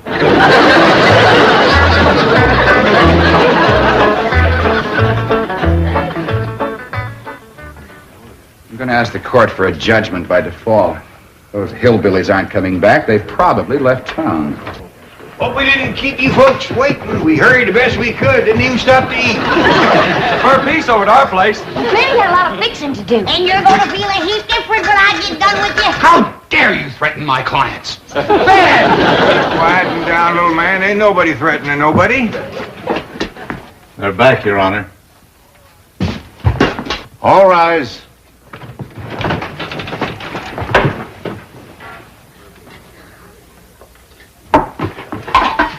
You can uncover the bridge, but keep the lid on the baked pasta. Well, how about the chimney? They're just as good cold. They sure is, Granny. Smells good, don't it, Judge? We'd be right pleasure to have you join us. Everybody, we got plenty. Thank you. That is very nice of you. Oh, not at all. You realize how long you've kept this court waiting? Yeah, I'm sorry about that, Judge, but we done the best we could. Granny was working like a whirlwind, baking possum, cooking grits, making tonic, and fixing poultices. I am not interested in what Granny has been doing. I wouldn't rile her up if I was you, Judge. Not on an empty stomach. Granny gets right ornery when she ain't eat all day. I am also not interested in her dietary idiosyncrasies. Bailiff, remove that food from this courtroom. Hold on. We's hungry. That's your own fault for being late. I wouldn't say too much about being late if I was you. This is the second time today you've come in here in your nightgown.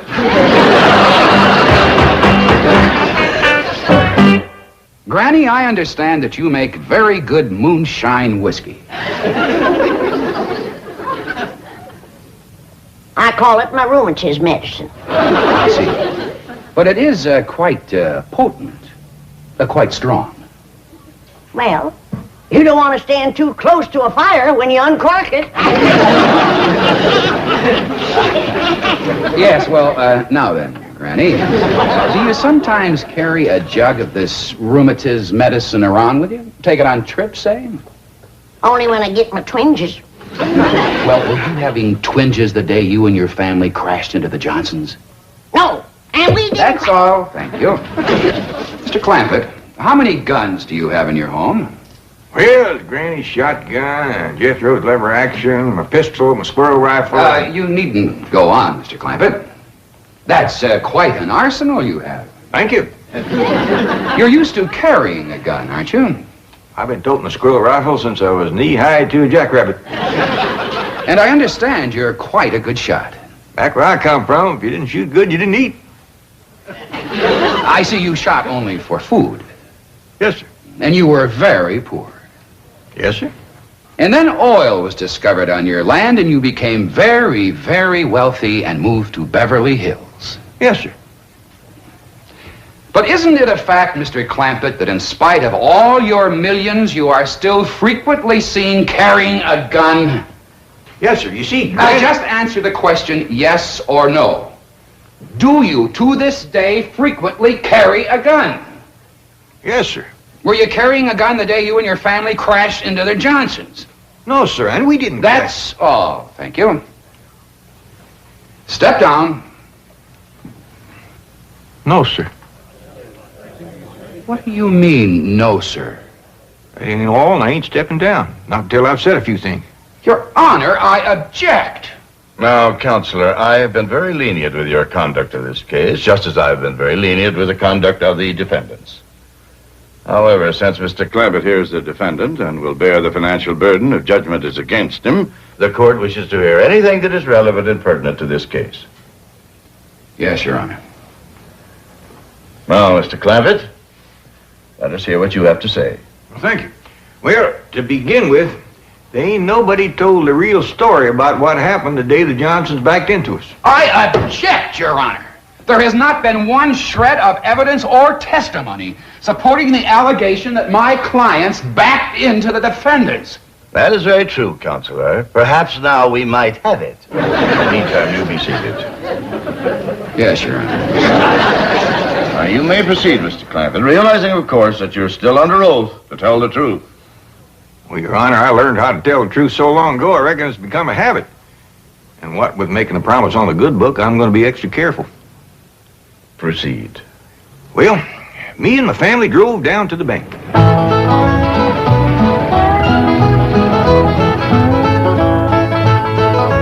And then we drove on home, and that's the last we seen of the Johnsons till somebody come to the house and told us to come down here to the courtroom.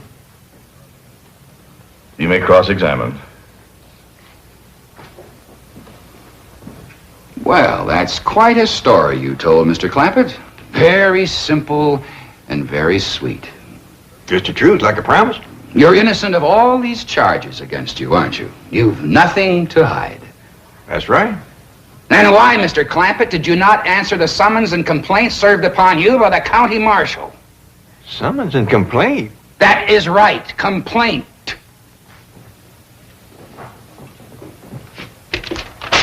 This is a complaint, Mr. Clampett. In fact, it's a copy of the one delivered into your hands. Is that a complaint? It is. Why didn't you answer it? Would you mind reading that first line there?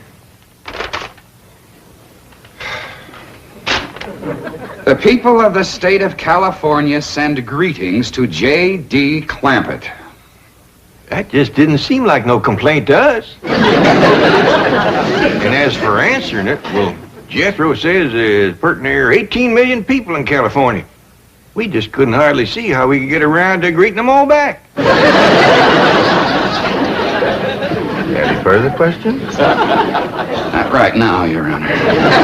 Court will recess for 30 minutes, after which we'll hear final argument.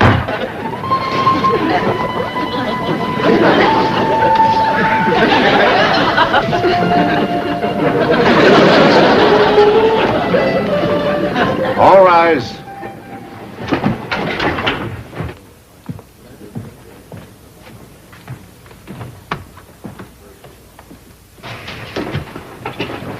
Counsel for the plaintiffs ready for his final summation? Yes, Your Honor. Your Honor, sir, Mr. Judge, could I say something that might save us all a lot of time? You any objections? No, Your Honor. Proceed, Mr. Clampett. Well, sir, if it's all right with you, I'd like to go ahead and give that $100,000 to the Johnsons. Do you admit the claims made by the Johnsons? Well, no, sir, it don't. But he deserves the money, and I can afford to give it to him more if he needs it. Would you mind telling the court why you think he deserves it? Well, Your Honor, I got a daughter here, Ellie Mae, and I reckon she means more to me than just about anything in the world. And during the recess, when I seen Mr. Johnson with his daughter and seen how much he loved her, just like I do Ellie Mae, well, it kind of tore at my heart. What daughter? Shut up. There he was in his wheelchair in that little room across the hall, and in walked this beautiful girl with the long red hair, and I knowed right away she was his daughter because she walked up to him and she says, "How's it going, Daddy?" Judge, Your Honor, with no nurse to help him, that brave man got to his feet and stood there straight and tall so she wouldn't see he was suffering. And he hugged her and he kissed her, and right then is where I found out she was a heap like my daughter, fond of critters. Because he said, "Marcia, darling, when I get this 100,000, I'm going to take you to Mexico and we're going to watch the ponies run." Take enough for that. Your Honor, these developments surprised me as they did you. I asked to be relieved from the case at once. Request granted. This court finds for the defendant. Bailiff, bring those plaintiffs back into this court immediately. They're to be held for perjury. Clear and bold, grabbing my future, precious as gold. Reckless mode is only fuel my run. These heartbeat screams, I'm not done. Freedom's calling, it's ringing my name. Through the swings, claim my fame. Run, run, gotta get out, gotta find my route. This city's a trap, of that there's no doubt. Run, run to the end till I shout.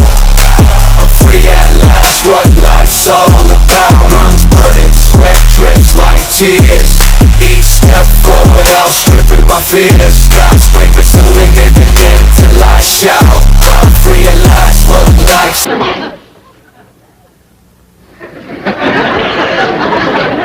Don't touch it. It's haunted. I bet you little Jasper crawled in there to get warm. Who in tarnation is little Jasper?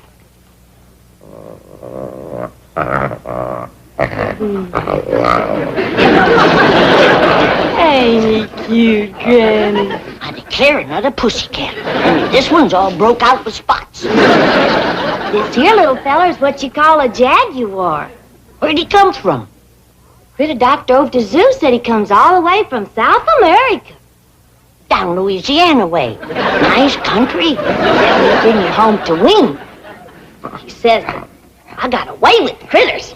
But you better get away with this one before your paw sees it. He's getting a craw full of you dragging home them critters. Where is Pa? Out front, soling shoes. Come on, little Jasper. I better hide you, baby.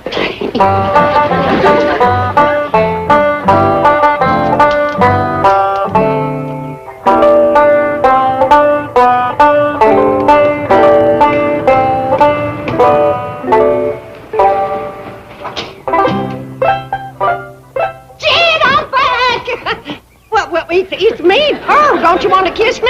Just didn't want to nail us together, Pearl. My doggies, it's good to see you. It's good to be here. I thought I heard Pearl's voice. Granny! You old rascal, you surprised us. How are things back home? Fine as frogs here. Why didn't you let us know you was coming? We'd met you at the airport. Oh, Daddy spoiled the surprise. Besides, I didn't want to take Jethro out of school. And Mr. Drysdale offered his limousine and livered chauffeur. Thanks a heap. Honey, May, it's good to see you. Well, tell us all about Jeffrey getting married. Did you have a big fancy wedding in your parlor? Sure she did. Pearl's been planning that for years. It didn't quite come off the way I planned it. What happened? You know, I had Jeffrey all set to marry Albert Ledbetter, that tall spring bean of undertaker over to Ripley. Good, steady fella, Al. Best undertaker in the whole county. Only undertakers in the county. Nice feller, too. Oh, Granny, I wish you could have seen the way he decorated my parlor. Well, you couldn't walk for the flowers. They weren't all strictly fresh, mind you, and some of them still had the black ribbons on. Oh, flowers is flowers. Al never was one to waste nothing. Well, what happened, Aunt Pearl? Didn't Cousin Jethrine marry up with Undertaker? Stood him up, loped with another man. There goes my free funeral. Well, tell me, Pearl, who'd Jethro elope with? That drummer from Joplin, Jasper Depew. Why, he weren't no more than half her size. I reckon love ain't measured by a yardstick, Granny. And they do look happy. Sent me a snapshot from Turnersville. That old Al Ledbetter take it, Pearl. Jethro stand him up like that. Took it right nasty, Jed. He backed his hearse up to the door and hauled away every single flower. Where did he take him? Straight over to Elverna Bradshaw's parlor. He up and married her daughter before them flowers could wilt. Al never was one to waste nothing. Jed, I gotta have... Hello, son. Ma! Come and see. Jethro, put me down. Jethro! What are you doing home from school in the middle of the morning? Did you hear your ma was coming home? No, Uncle Jed. They just found out over at school that I ain't got no certificate of health. What's that? That's something that says that I'm healthy. I'm say you're healthy. Now go on back to school. I gotta have an examination first, Granny. Stick out your tongue. You're healthy. Get back to school. Granny, I reckon he's gotta be examined by a doctor. I've been doctoring better than 60 years. It's gotta be a doctor that's what they call a MD. What does that stand for? Mr. Doctor, I reckon. Well, I'm a MD. Mrs. Doctor. Granny, maybe he ought to do like the school says,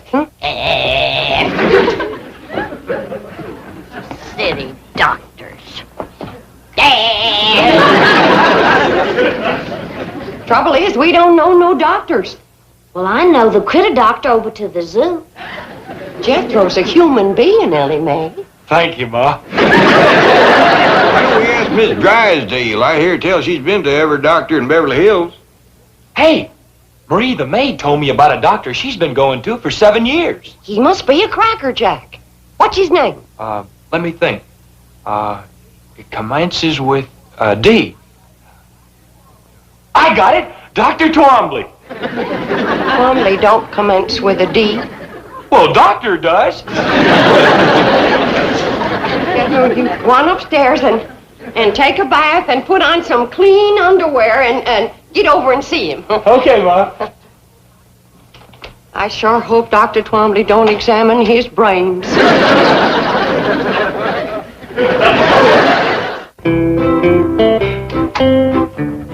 Doctor, this is Jethro Bodine. Howdy.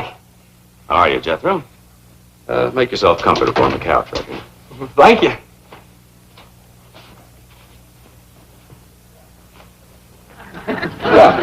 Would you like to tell me all about yourself and why you're here? Well, why I'm here is that I can't go to school till I get examined by you. Just lie back and relax. Well, thank you. Now, suppose you tell me about this problem you're having at school. Well, my biggest problem is staying awake while the teacher's talking. Well, that might be nothing more than a benign subconscious rejection of authority represented by the teacher. It doesn't mean that you necessarily lack interest or capability or intelligence. Above all, you mustn't let this cause you any distress. Together, we will probe into the underlying causations and...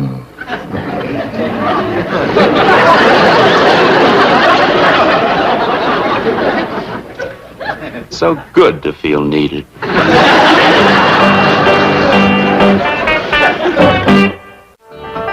Anyway, this little critter just scared the living daylights out of your Aunt Pearl. Now, something tells me it just might be yours. I'm awful sorry, Paul. I plumb forgot I hid him in Aunt Pearl's dresser drawer. He just loves to get in betwixt clothes and snooze. Give me a terrible start, Ellie. I thought it was a fur muffin. Started to stick my hand in and he bit right down on it. Oh, I let out a yell, I can tell you. I heard you clean down to the cement pond. You're yodeling better than ever. Granny, I reckon a ornery critter like this ought to be outside instead of in the house scaring folks. Oh, leave her, stagehead. I'm commencing to like her yodeling. Oh, Granny. Has anybody heard anything of Jethro? He's been at that doctor for a good spell now. Ah, rest easy, Pearl. There's a lot of boy there to examine. Now, Jethro, during your few waking moments, you have managed to tell me that your mother's a widow. Oh, yes, sir. I'd like you to tell me all about your mother. I'm very interested in her. And don't blame you. She's pretty. That's fine. Now then, Jethro, what's your relationship to your mother? I'm her son. Yes, I know that. But how do you feel about her? Do you like her? Oh, I sure do. She's a dandy, yeah? Does she ever give you hostile emotions or aggressive tendencies? Well, she would if I asked her for 'em. Yes, well, suppose we talk about your father. Do you remember him? Oh, yes, sir. He used to take me hunting. Taught me how to shoot with a rifle when I was just a little feller. Oh, you were good buddies when he was alive. Oh, yes, sir.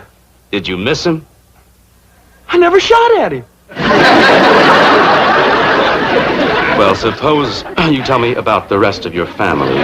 Do you have any brothers? No, sir. But I got a sister that's got one. Well, that would be you, Jethro. No, sir. Her name is Jethrine.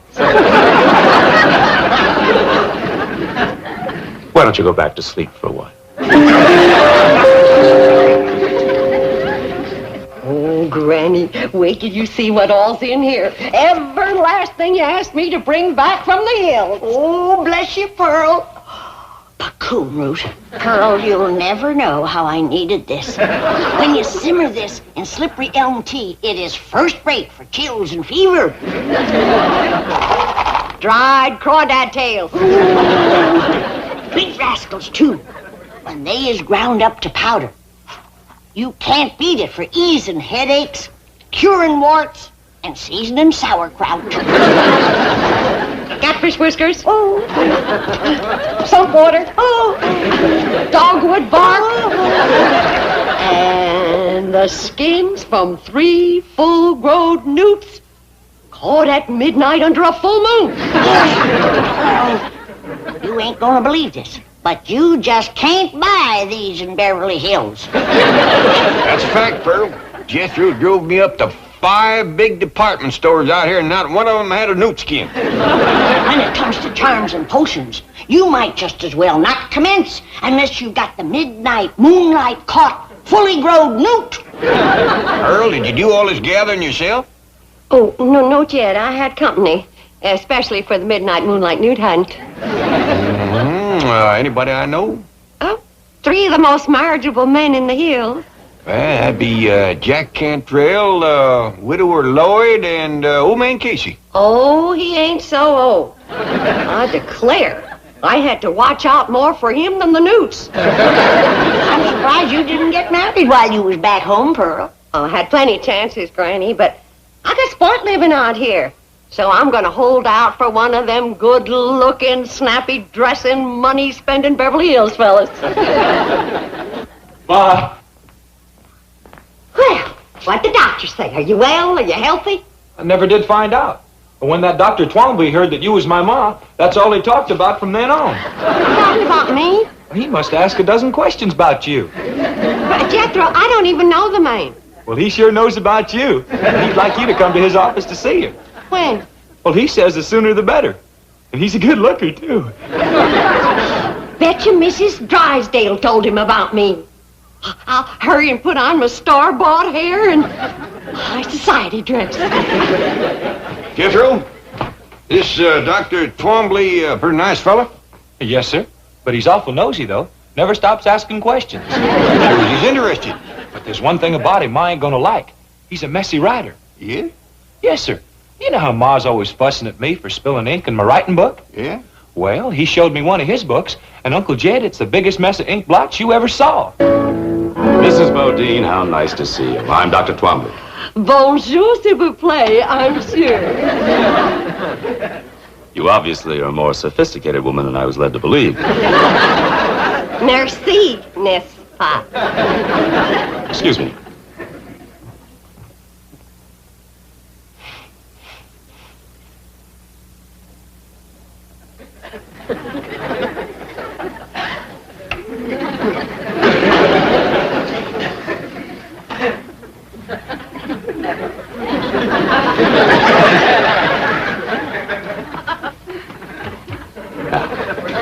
Step over to the couch and make yourself comfortable. Oh, sit down. Sit down.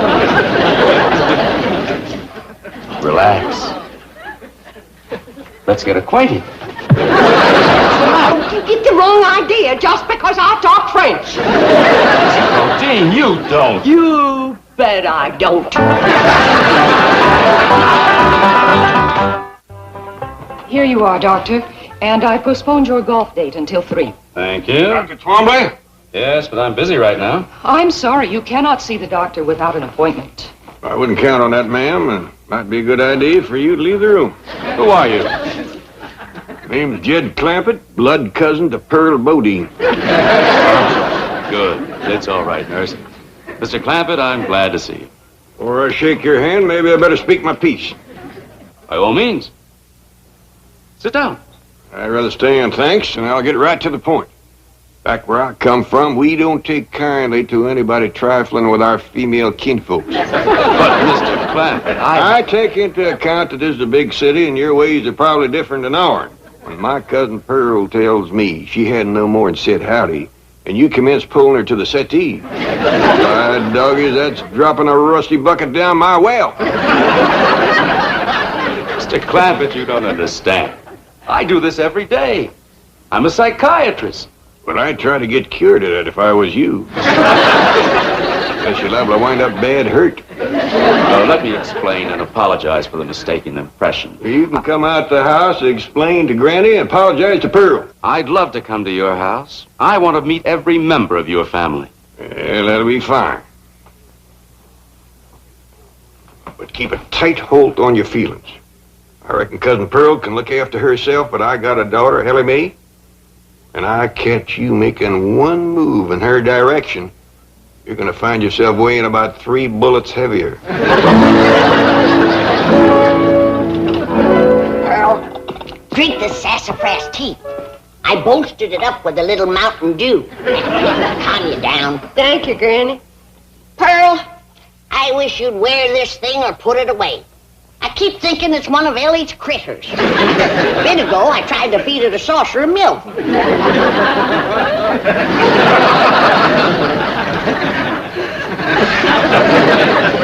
Pearl? You do something different to your hair? Well, Pearl, Jethro and me brung that Dr. Twombly home here so he could apologize to you. Oh, I got it.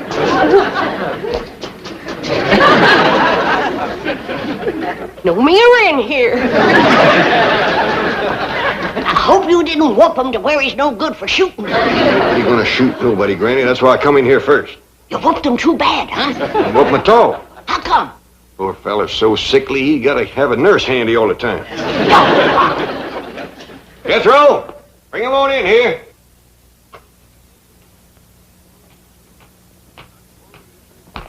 Dr. Twombly, this here is Granny. I'm pleased to meet you, Granny. He don't look too sickly to whoop. You want me to whoop him, Granny? You go look for some chores. What, for instance? Put some air in the truck tire. They won't hold no more air, Uncle Jed. Well, then let some out and then put some in. I never get to do anything I want to do. Somebody's always saying, do this, do that, put air in, take air out. I don't know. Granny, where's Ellie? She's out back running a new Jaguar around the yard. Well, I'll go fetch her. I reckon you'll be safe with them. Sit down, Doctor. Thank you. So, you call yourself a doctor, do you? Well, I do hold several degrees. All right, Doctor.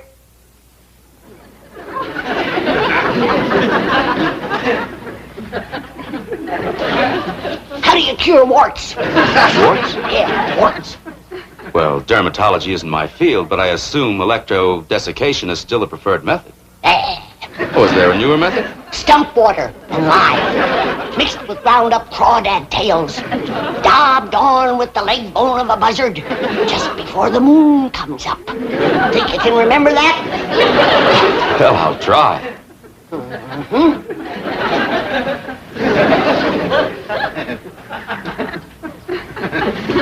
How do you cure quinsy? Quinsy? Tonsillitis. No, that wouldn't cure it. An inflammation of the pharyngeal area. I don't care what you call it, that wouldn't cure quinsy. Quick, what kind of poultice for rising in the ear? Poultice? What's acidity for?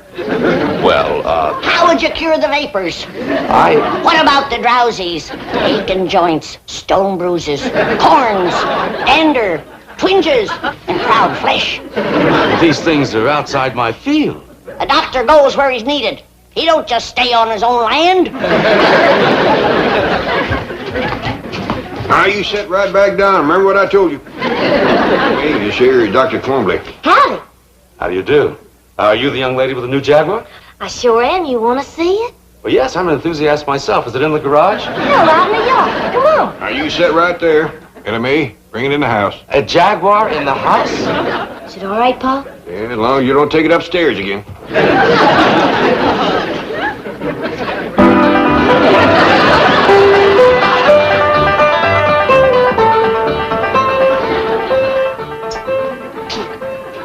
Bonjour again, Doctor. Oh, Mrs. Bodine, I am so sorry my actions in the office were misconstrued. They was downright forward, but if you want to court me proper, you can come into the parlor. Uncle Dan, looky here. How'd that happen? Well, I was blowing air into it like this here. When all of a sudden, pow! Jethro, I told you and I told you, use the pump. You always bust the tires when you blow them up by mouth. Okay, Ma. Hey, is he going to be my new daddy? Me? I reckon that's up to him, Jethro. We do have a nice parlor for proper courting. Watch out, Pearl. Here comes Ellie and her Jaguar. Well, goodbye, folks. It's been weird. Doctor, wait. We got a big couch in the parlor. As I suggest you get on it, all of you. I'll send someone over. Well, Balda, he run out on me. Hey, Ma, you want me to catch him and tote him back? Let him go. Let him go. But, Granny, it might be my only chance to get a Beverly Hills doctor. Doctor, my foot. Well, I am rather helpless. If a man were to try and kiss me now, I couldn't resist. You couldn't?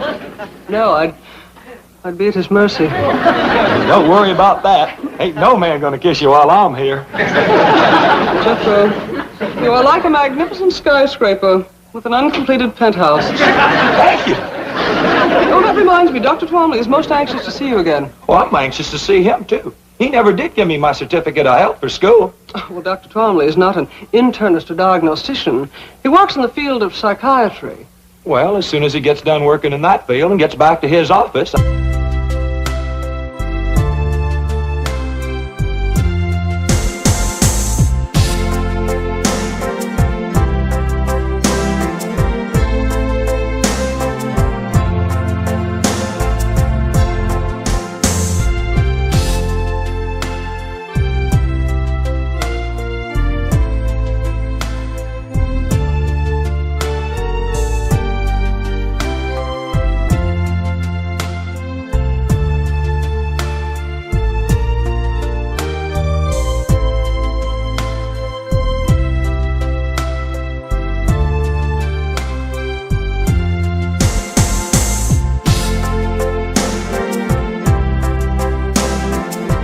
Rain today.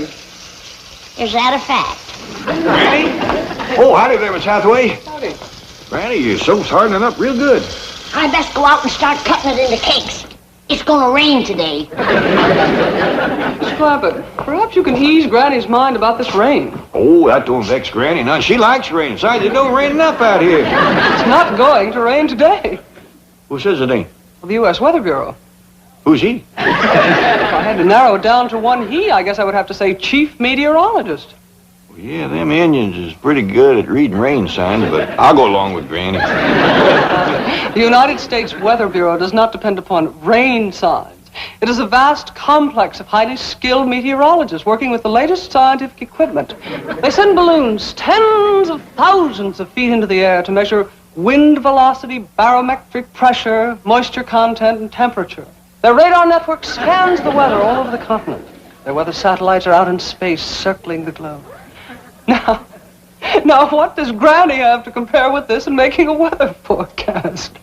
Twinges. Them little stabbing pains in her bones. I know what twinges are, but they can hardly be considered dependable weather prophets. I reckon they as good as balloons. Granny's got other ways of telling when rain's on the way. She studies ants and spiders and listens to the way the owl hoots and other things. I'm afraid superstitions and omens cannot compete with knowledge and experience. Well, I'm glad you're coming around to our way of thinking. Where's Jethro? Granny's going to want him to tote that soap in before it rains. He's gone to Dr. Twombly's office. Good. He's going to need that health certificate at school. I've got to have it before I can graduate to 5th grade. You're in the 5th grade? Yes, sir. Fixing to scoot right on up into the 6th quick as you can give me my certificate of health. Jethro, a simple physical examination's no problem. I want to explore your mental capacity, your cerebral region. Should I take off my shirt? No. That won't be necessary. Just make yourself comfortable on the couch over there. Well, what did you do to your thumb? Oh, I have a patient who thinks he's a dog.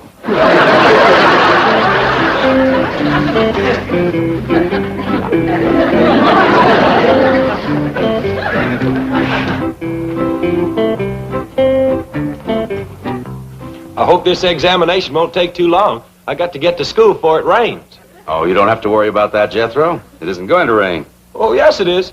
Granny says so. When Granny says something's going to happen, it happens. Sounds like she has remarkable powers. Strongest little woman you ever did see. I meant clairvoyant powers. Would you say she's a medium? No, sir. I'd say she's a small. She's strong as a medium, and if she ever took a switch to you, you'd know it. Has she ever taken a switch to you? Oh, she sure has. Woo. And you stood for it? Last time stood for pretty near 2 days. Sounds like your grandmother is rather savage. Sometimes she's as ornery as a mud wasp in a dry gourd. Violent temper. I'll say. You're afraid of her? Oh, yes, sir. She's vicious? Well, that's a fact. Mean? Darn tootin'. Cruel? Oh, yes, sir. You hate her? Granny? Why, she's the sweetest little woman that ever lived. But you said she whips you. Well, she sure does. How often? Just as often as I need it. Jethro, you're quite a remarkable boy. Oh, is the examination over? No, just right. Now, you say you don't hate your grandmother. But how do you feel about your Uncle Jed? Is he a strict disciplinarian? Uncle Jed says that's nobody's business. What? He says it don't matter what church you go to, just so long as you go. My question wasn't about religion. Well, if you ever get one, you just ask Uncle Jed, because he can quote the good book from cover to cover. That's wonderful. So you like your Uncle Jed? Oh, yes, sir. Well, back home, I used to brag that Uncle Jed could outshoot, outlift, outhunt, outfight, and outfigure any man in them there hills. I see. Back home, you were proud of him, hmm? Oh, yes, sir. But now that you're in Beverly Hills, surrounded by well-educated, well-dressed, sophisticated, important, and successful men, you still brag about him? No, sir, I don't. Uh-huh. Why not? Uncle Jed says it's sinful to shame these puny little city fellers.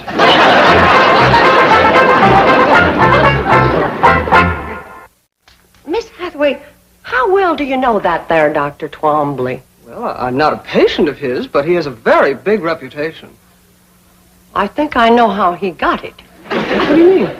I wasn't in his office for 2 minutes, and he tried to lure me to his couch. Well, he does that with everybody. He's a psychiatrist. Yeah, he admitted that to me, and I told him he ought to try to get himself cured. Psychiatry is what he practices. Well, he ain't going to practice on Pearl. Now then, Jethro, as I've already explained, sometimes we have hostilities and aggressions which are so deeply hidden from our conscious mind that they reveal themselves only in our dreams. Now, please, try again to recall for me a few of your dreams.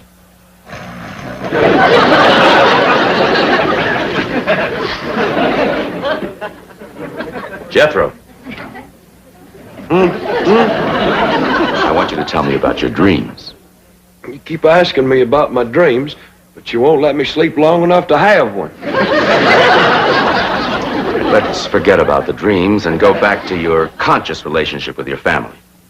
Now, we've established that you love your mother, adore your grandmother, and worship your Uncle Jed. How do you feel about your cousin Ellie Mae? Dr. Twombly, there is times when I'd like to whoop the tar out of that girl. And just when is that?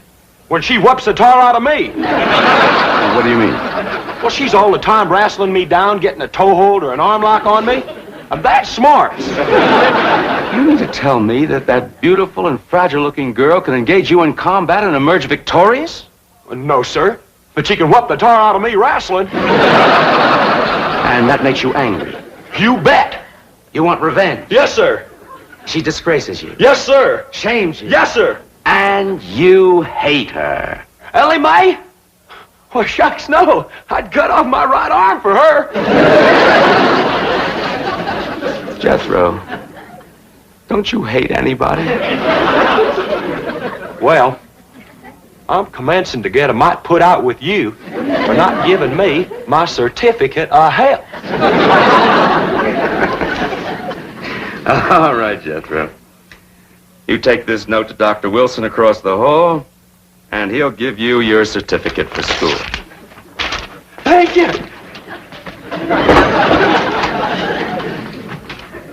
Oh, howdy, Mr. Drysdale. Well, Jethro, hello. You going in to see Dr. Twombly? Briefly, yes. Do you hate your mother? No. Well, don't tell the doctor. Seems to disappoint him something awful. Come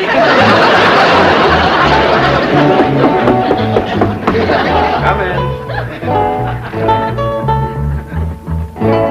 Hello, Gene. Oh, Milburn. Oh, biting nails again? Your wife was scheduled for this hour. Yes, I know. She just called me from the beauty parlor. She's running a little late there and felt she needed that more than this. And I have to agree. Your wife's doing fine. She's greatly improved. Oh, really? You know, it's hard to believe that once she was worse than she is now. Oh, I'm greatly indebted to both of you for putting me in contact with that wonderful Clampett family. Fascinating, aren't they? Remarkable. Jethro is the most uncomplicated teenager I've ever met. Well, the whole family's uncomplicated. Happy as hogs in a mud water. You are close to them. I'm proud of it. You're just the man to get me back in their good graces. Oh? What happened? Jethro's mother misunderstood my invitation to the couch. I'm persona non grata. You just come with me. I can fix that. Wonderful. I'm especially anxious to question Granny. That little woman is a walking encyclopedia of mountain medicine, superstition, and phenomena. She absolutely fascinates me. Maybe I ought to ride into town with them and stop off at Dr. Twombly's office. See what's happened with Jethro. Pearl, don't throw yourself at that goomer doctor. Oh, he ain't no goomer doctor. Well, he ain't a regular doctor. I asked him. I says, how do you cure warts? And he commences giving me a lot of talk about a electric needle. Right quick, I says, how are you going to thread it? With baling wire? He had no answer for that one. Maybe he ain't just the best doctor that ever come along, but I kind of like him. Well, I still say don't throw yourself at him, Pearl. If you want to see him, I'll conjure him over here. How? A love charm. I got him all wonked up. All it needs is a little starting powder and you to say the magic words. Granny, I don't hold with conjures and love charms. Pearl, with your boy in a Beverly Hills school, why do you want to stay so ignorant? They don't use this kind of stuff in Beverly Hills. That's why it's so powerful out here. They don't know how to fight it. Open the pouch, you might. And I'll sift in a little starting powder, and then you hold it to your heart, and you say the magic words. Granny, I don't know how to do it. I'll show you. Now you watch. Darling, darling, my true love, come a-swooping like a dove. Oh, Granny! Granny! There's somebody here to see you. Granny, I couldn't wait to see you again. Great hounds and gnats, I counted them for myself. Get away from me, yes, Pearl, you want, not me. Toads and buzzards! That's so mean! Switch the spell to Pearl Bodine! Stay away from me! You stay away from me! You stay away from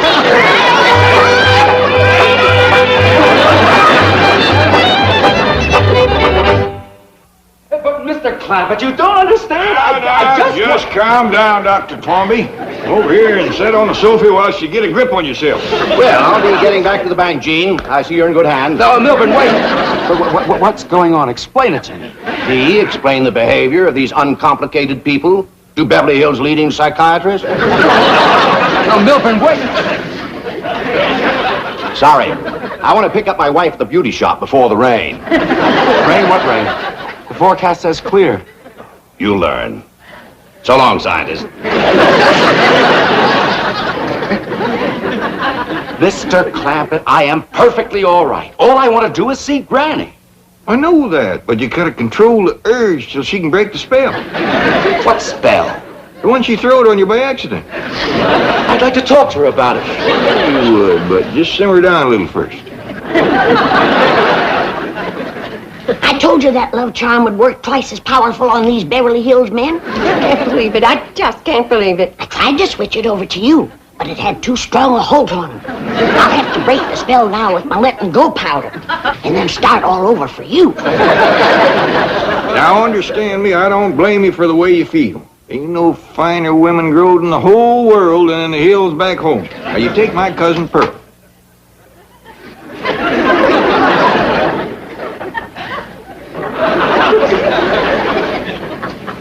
Powder, powder, white as snow, make the spell of love let go. The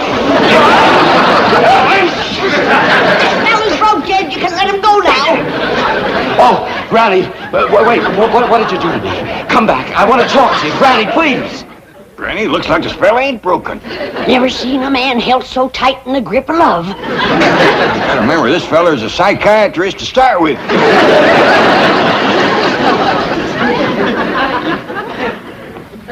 Now stay right where you are, Doctor. I'll bring Granny in to see you just like I promised, and Pearl, too. Jed, how do I look? Fetching as a fat hog on market day. Let's go see how Granny's doing. Granny?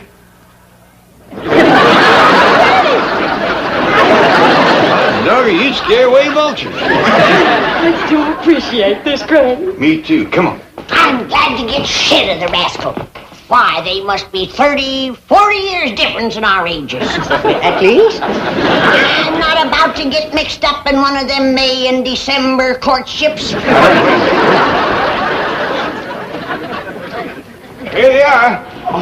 Bonjour, Monsieur Doctor.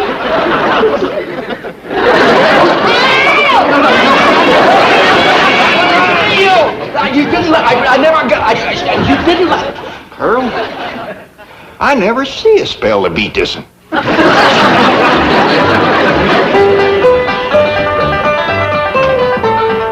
got him settled down. I think I found his weak spot, Pearl. What's that? He's mighty fond of music. Come on in, yodel for him. Jed, I just can't bust out yodeling for no reason. Well, don't worry. I'll lead you into it real natural. Well, I just hope it helps to get his mind off Granny. Me too, Pearl. I'm getting awful tired of that young feller chasing me. Why, there must be 20 years difference in our ages. At least. By dingy's daisy, it was your love charm that got him started. But maybe it's your own charm that keeps him going. Say, Dr. Twombly, did I ever tell you about my cousin Pearl here being an extra fine cook and housekeeper? Yes, you did. Did I tell you about her dressmaking? Yes. Sock darning and shirt mending? Yes. Well, speaking of yodeling, let loose, Pearl.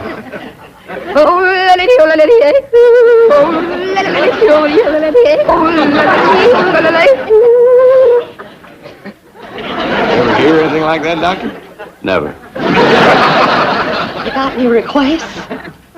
Yes, I'd like to see Granny. Tuck away, it's gonna start to rain. But Granny, the paper says that... Scoop when I tell you.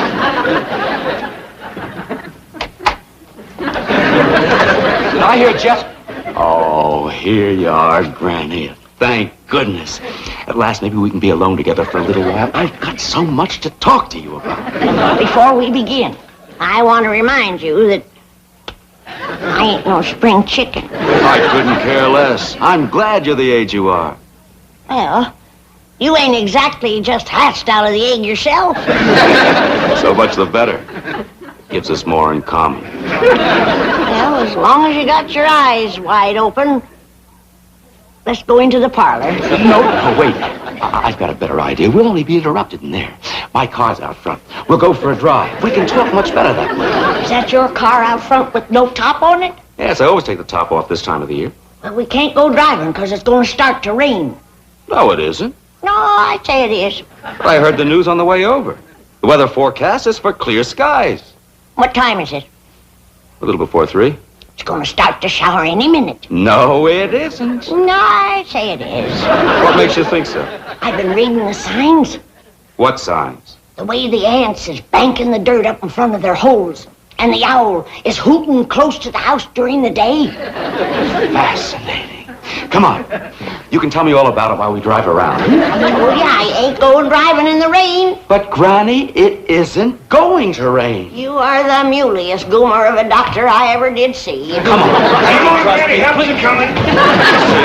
I knew this would happen if we stayed here. Leave him be, Jed. We's old enough to know what we's doing. Besides, he's got to get his car under cover before the rain hits. It isn't going to rain. Now, look, let me show you. Look! Did you ever see such a clear blue sky, such a... What's that black thing? That's a rain cloud. My doggy, Granny, you hit it right on the nose. Oh, my God!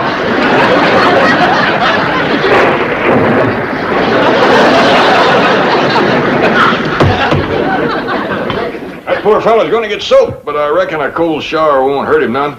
Might even broke the love spell you throw it on him, Granny. Oh, I don't care about that no more. Things wouldn't have worked out between him and me no way. Well, what do you mean?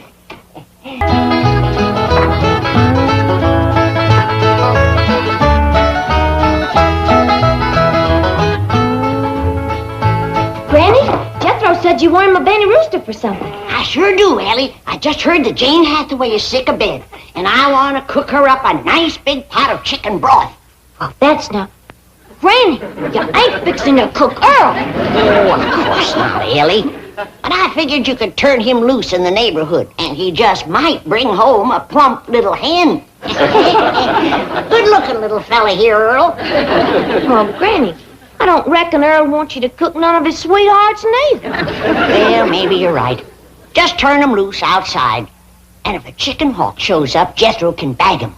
They make awful good broth if you simmer them long enough.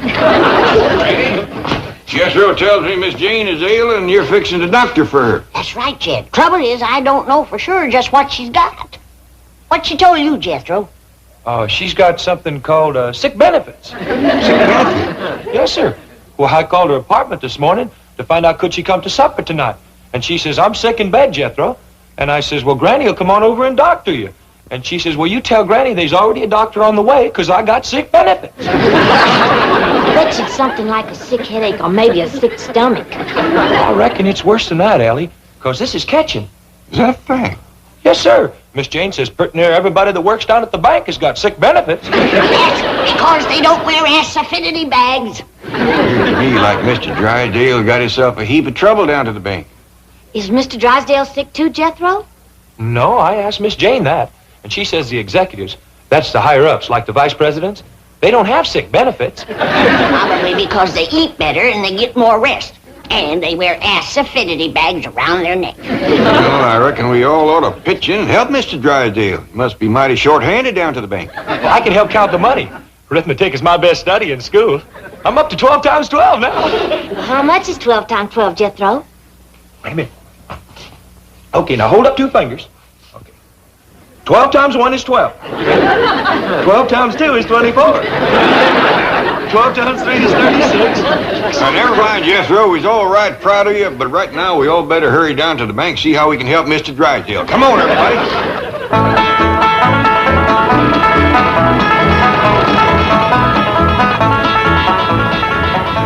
I'll go in first, the rest of you wait here. How come? We don't know how catching that sickness is. Miss Hathaway, how can you do this to me? Now, you know the bankers' convention is in town, and I'm making the keynote speech. What? Well, you haven't finished writing it for me. Now, listen, couldn't you come in today and be sick tomorrow? 103 fever. Well, I'll turn on the air conditioning. Don't pay any attention to Dr. Murphy. I know him. He's trying to make a big thing out of this so he can collect a big fee. Oh, fine, Doctor. I knew you were there. That's why I made a joke about it. Huh? Oh, of course. Certainly. Yes. Keep her in bed. Goodbye, Doctor. Come in. How do you, Mr. Drysdale? Mr. Clampett, hello. What can I do for you? Well, I reckon right now it's what can I do for you? We heard about all the sickness. Oh, don't let that concern you. Anything you need? Well, nothing except a secretary, a new doctor, a speechwriter, and someone to take over my work. For a fellow with all them troubles, you sure keeping your spirits up. Well, I try to keep laughing so I won't cry. Oh, will you answer the door?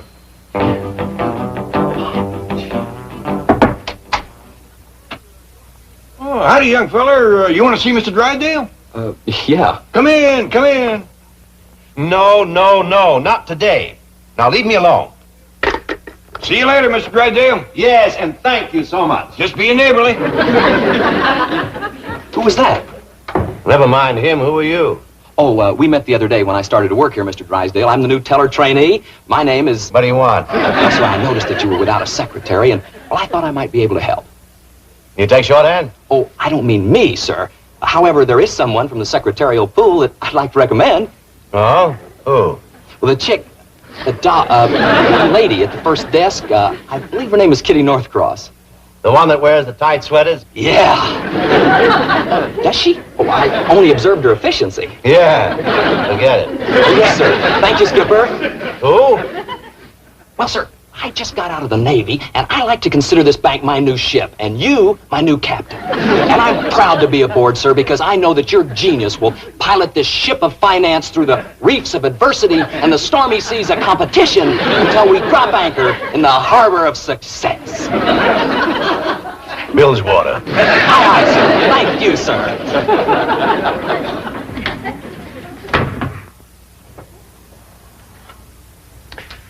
And now to continue my speech.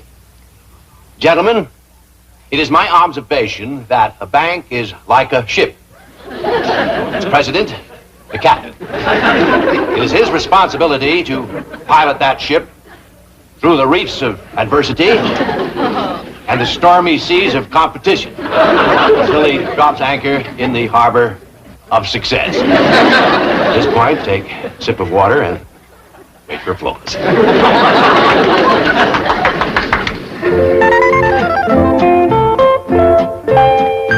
Oh, good, Ellie, you're all ready. We best be getting down to the bank quick as we can. Well, Pop, do you reckon I know enough to be a banker's secretary? Shucks, yes, Ellie, especially since I'm going to be the banker. Oh, did Mr. Drysdale take it? Oh, he had to speak at a convention.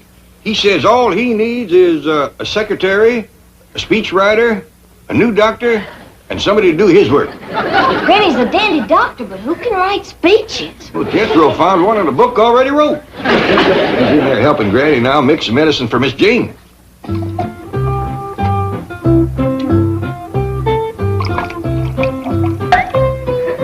Now my secret yarb.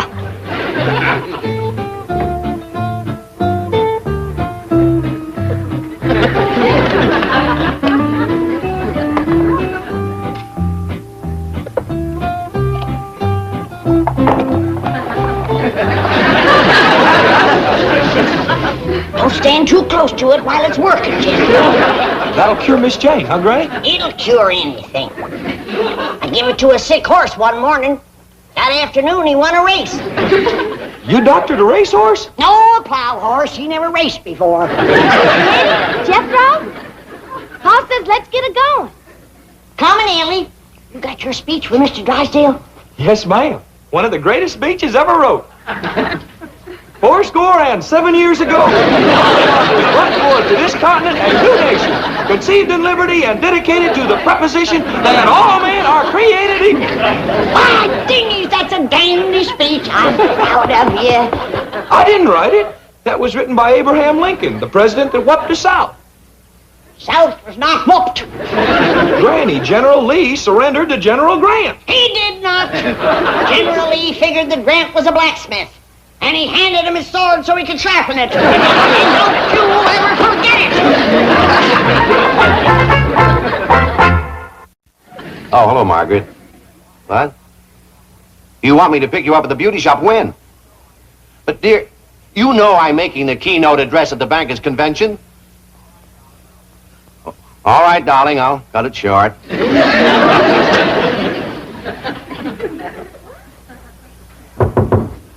Will you stay out of here, you nut? I'm sorry. I thought it was someone else. I'm terribly upset today. That's why we's all pitching in to help. Ellie here is going to take Miss Jane's place while Granny gets her well. No, you don't have to do that. Oh, it's no more than any neighbor do. Well, I do appreciate your kindness. I'm running late, so please make yourself comfortable. See you later. Oh, Mr. Drysdale, here's your speech. Oh, I did forget it, didn't I? Thank you, Jethro. Oh, you're welcome. Well, goodbye, all, and thanks again. Bye. Bye.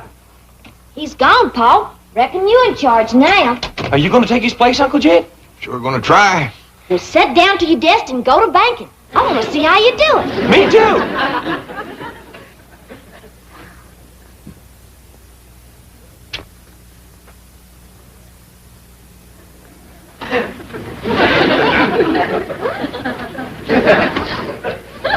Are you banking yet, Pa?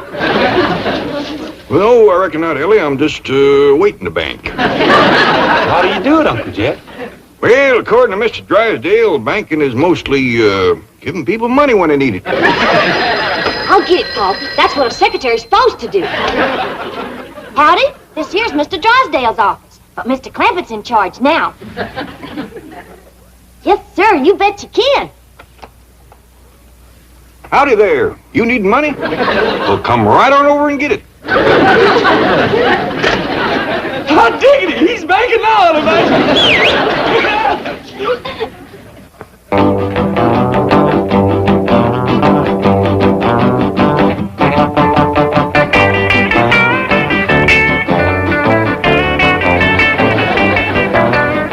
Come in, Mr. Northcross. Gee, Mr. Billington. Just call me Bob, doll. Was this going to be my new office? Bob Doll? Could be, honey. I've been speaking to Milburn about you. Milburn? The president, baby, the president. Oh, Mr. Drysdale. Had a girl, oink. Oink? Just a term of affection, doll. It means I'm a hog about you. Oh, that's cute. I think. Swell. Now, listen, about tonight, this apartment where you live, can you cook there? Well, I don't know. I've never tried. You got a stove? I think so. Well, how about a can opener? Oh, I know we've got one of those. I used it the other night to open a bottle of wave set when we did our hair. Mother and me. Your mother lives with you? No, I live with her. Swell. Rescuing the Army of American citizens from the Dunkirk of financial difficulty. Let us take them aboard. That's enough, Jethro. No wonder Mr. Drysdale needed himself a speechwriter. That's pitiful. I didn't understand it. Me neither, and I'm a banker. Well, I reckon I'd best get out to Miss Hathaway's desk. I ain't sure I know what to do. Well, just watch others, Ellie, and do like them. That's the way we learn. Yes, sir, Pop. Now listen, honey, is your mother going to be home tonight? Oh, we're going to set our hair again. Well, hello there. Hello there. sitting at my desk. Get lost, honey, huh? But look, Mr. Billington. Oh, Mr. Billington. Wait, in the vault. Well, what about tonight? Can I tell Mom you're coming by? Not tonight, honey. I don't need my hair set.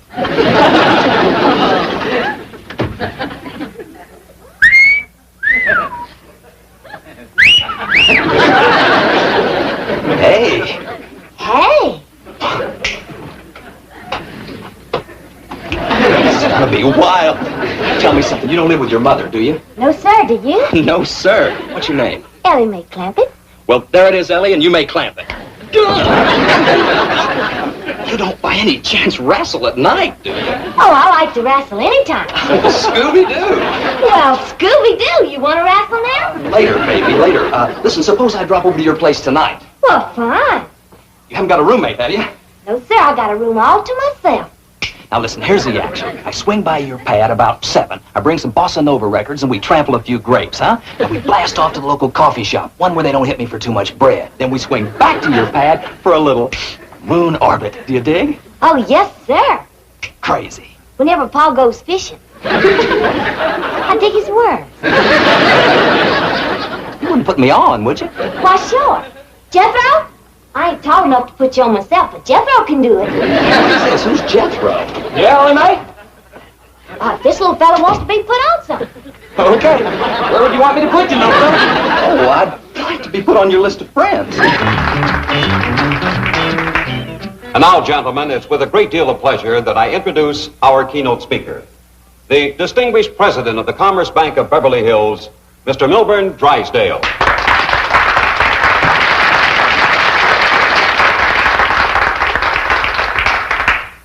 Fellow bankers, 407 years ago, our fathers brought forth upon this continent a new nation.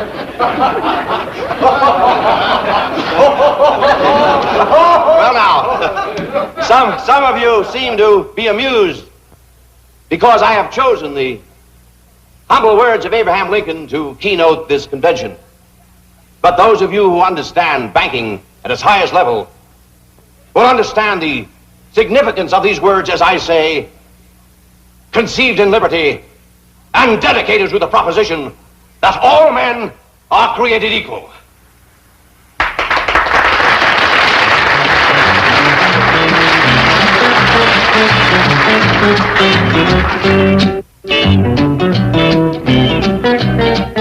Paul, this here's Mr. Wilson, the man that called you about borrowing money. Well, howdy there, Mr. Wilson. I'm pleased to meet you. Sit down a spell. Well, thank you, sir. Hey, have a smoke? Yes, thank you.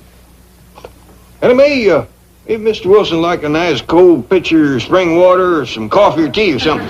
Would you, Mr. Wilson? No, thanks, young lady. You look all tuckered out. Yes, I am. I've been going from bank to bank trying to borrow some money. Didn't they have none? Well, none that they wanted to loan me. You see, Mr. Clampett, my chicken ranch is mortgaged to the hilt. I have no credit, no collateral. I need money to buy feed. Well, we got a vault full of it. How much money you need? See, if I just had enough... Are you kidding me? Ellie Mae, take him out the vault and show him the money. No. Would you really lend me the money? Well, that's what banks is for, ain't it? Well, yes, but I'm poor. I have no security. Ain't no shame being poor as long as you're honest. How do you know I'm honest? Well, if you wasn't, you'd be telling me about how much you got instead of how much you ain't got. Mr. Clampett, I've never met a banker like you before. Oh, shucks, Mr. Drysdale can outbank me any day in the week. He must be a wonderful man. You bet he is the best banker around here. Now, how much money would you like to have? Well, sir, I really need $5,000, but I can squeeze by on 3 or 4. Ellie Mae, go fetch this man $5,000. Yes, sir, Paul. Bring him a cup of that cider that Granny sent down to ward off sick benefits. Doggone if he don't look like he's coming down with it. Okay, Paul. Hey, Doc. I hear some square put the bite on your old man for a gang of bread. What? But he laid $5,000 on him. Oh, you mean Mr. Wilson? That's a cat. How'd he get it? Well, he told Paul he needed it for his chickens. You're kidding. What would chickens do with all that money? It was for Mr. Wilson to buy feed. He's got a chicken ranch. And your dad gave him $5,000 for chicken feed? Why, sure, Paul's got 35 million. 35 million? And he likes folks that raises critters. Do you think he's got time to see a young critter raiser? Well, sure, go on in. I'll dig you later, John. Mr. Clampett, sir, my name's Bob Billington, and your lovely daughter told me that you could spare me a few moments of your valuable time. You bet I will, young fella. What's on your mind? Well, sir, I work here at the bank, but my heart's back on the ranch. The chicken ranch, that is. Or was, until I lost all of my chickens. Sweet little critters. How'd you lose them? Well, sir, I'm not sure. I just woke up one morning and they were gone. I guess one of them left the gate open. What kind of chickens was it? Just regular kind, you know, with the wings and the feathers and those crazy-looking feet. Mr. Clampett, if I could just borrow $10,000, then I could get back into the business that I love, raising chickens. I see. How many chickens you want to start with? Oh, about $10,000 worth. How many roosters? Oh, no roosters, just chickens. These days, you gotta specialize. Ellie Mae? Oh, howdy, Mr. Drysdale. How was your speech? Sensational. The high point of the convention. Listen, did a man named Wilson come in here to borrow some money? Yes, sir, and Paul gave him $5,000. Oh, bless him. That's what did it. Did what? Got me named Banker of the Year. They're putting a plaque in the lobby calling this the Bank with a Heart. How come? Well, 6 banks were secretly nominated for the honor. Wilson went to each bank, and this is the only one that gave him money. Well, that poor man needed it. Wilson? Oh, he's the biggest poultry rancher in the world, and a stockholder in all 6 banks. Oh, is your wonderful father still in there? Yes, sir. How about it, Mr. Clampett? I'm going to give you just what you need. Great, lay it on me. A little advice. Get back to your job and forget about chickens. You were born to command, sir. The voice of authority, the greatest I've ever heard. What about me? You are the only one who cuts him, Skipper. What a privilege it is for a young fella like me to see 2 great leaders together. It's a summit meeting, recreated. Out of my office, out of my bank. You're fired. You're an irresponsible loafer. May I give you as a reference, sir? Pleasure having served under your command, sir. Granny, this here's Mr. Billington, and he wants to court me. Is that true, young fella? You ever love it is, Granny. And you got sick benefits? Loaded with them. Open your mouth and close your eyes, and Granny will give you a little surprise. Swallow this. Hey, you know something? When I was in the Navy, I tasted some jungle juice on Okinawa. Good-looking young fella. You dance, too. I reckon that's a new dance he's been wanting to teach me. It's called the Bossy Nova.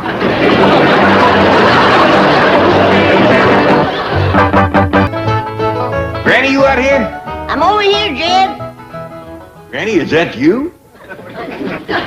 Shucks, no, Jed. I got prettier feet than that. Prettier drumsticks, too.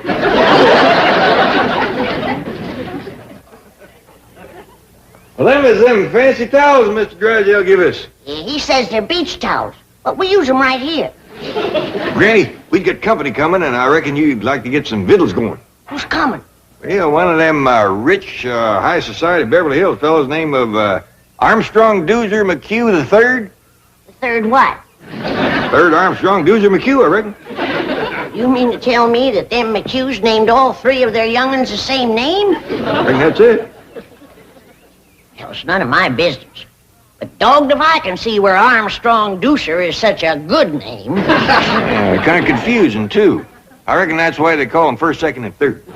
How'll this feller get acquainted with us? Well, he ain't yet. Jethro invited him over here to meet us, but between you and me, I think it's Ellie Mae he wants to meet. Yeah, Jethro's always bragging about his pretty cousin. I told her there's a fella coming over to meet her, and she promised to put on her prettiest dress.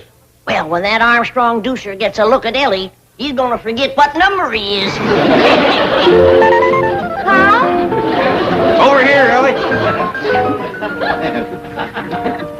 Ellie Mae Clampett, there is a fella coming to see you.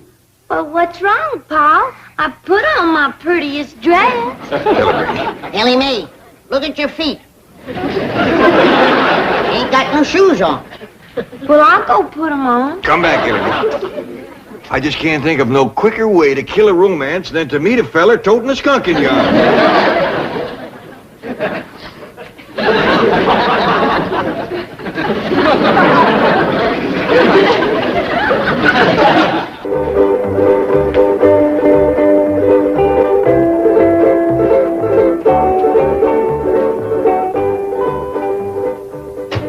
Is this the Clampett residence? Yes, sir. Thank you. He's older than I figured. And wearing a uniform. Jethro didn't say he was in the Army. It's all right, Jed. It's Confederate graves. Well, howdy there. I'm Jed Clampett. This here is Granny, and I reckon you must be Armstrong Doozer McHugh III. Oh, no, sir. The second? No, ma'am. That explains him being older. He's the first. Jethro Armstrong's here. Sir, you don't understand. Excuse me.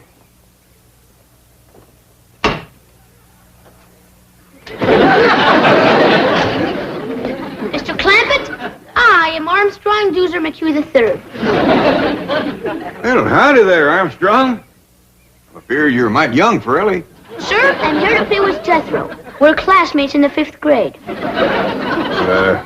Granny, shake hands with Armstrong Doozer McHugh III. Howdy, third. I am delighted to make your acquaintance. Mighty big spread of years between the first and the third. It appears to me the second would be just about right for Ellie. Miss Jethro! Oh, please, sir, please. Master Armstrong is very delicate. Jethro won't hurt me. He's my friend. But you might get a nosebleed at that altitude. Master Armstrong is under the care of several specialists. He's very sickly. Wilkins, please. Last week we had nurses around the clock. Even got a sick clock. Master Armstrong, please. You're not to get excited. Would you like a tranquilizer? No. Come on, everybody. Let's go in the house. I got some victuals cooking. One moment, please. I must go in the house before Master Armstrong. I'm sorry about Wilkins, but he has his orders. What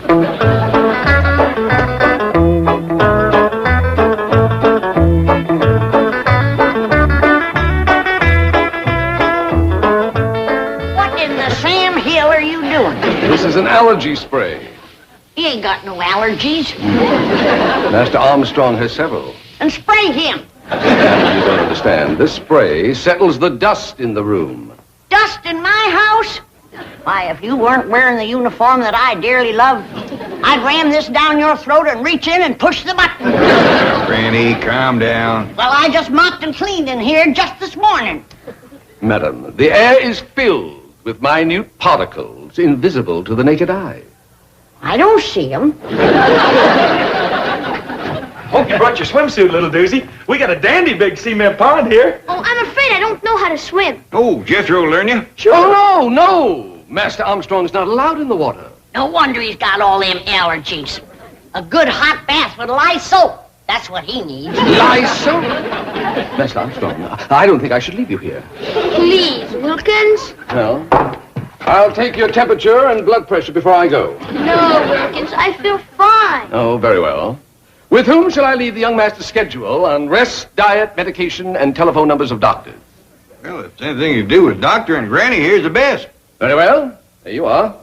Now then, antihistamine pills, tranquilizers, acid pills, anti-acid pills, vitamins, iron, liver, yeast extract, antibiotics. Open up, Master Armstrong. It's time for your throat spray. Just a precautionary measure to see that he fights off the respiratory virus. If that rascal comes around here, I'll fight him. Over to school, all the big fellas is always picking on little doozy. But not when Jethro's around. Oh, I almost forgot. The oxygen tent is in the car. Where shall I set it up? Tent? Yes, sir. Master Armstrong usually spends an hour a day in it. Oh, you like camping, do you? I'll say he does. He's happy as a itchy pig rubbing against a real fence. Speaking of pigs, I got some hog jowl stewing and a possum pie in the oven for this little feller's lunch. Come on. Hog jowl? Possum pie? Do you intend to feed those things to Master Armstrong? Why, don't he eat that good at home? Oh, he has an extremely delicate digestive system. At present, he's on a diet of special Swiss yogurt. We hunted all over Beverly Hills to find it. Jethro, get out your rifle and hunt down one of them Swiss yogurts. Okay, Uncle Jed. Oh, and I'll take little Doozy along to make sure I shoot the right kind. Sure. Reckon Granny will know how to cook it once she sees it. Is it run or fly? Neither. Yogurt is inanimate. It just lies there. Ain't gonna be much sport to shoot, Jethro. That's a fact. Hi, has anybody seen Little Charlie? Dog! Go away. Master Armstrong's allergic to all animals. Ellie! Charlie got in the kitchen. Oh, stop! Oh, city feller, I wouldn't do that if I was you. He might just return the favor.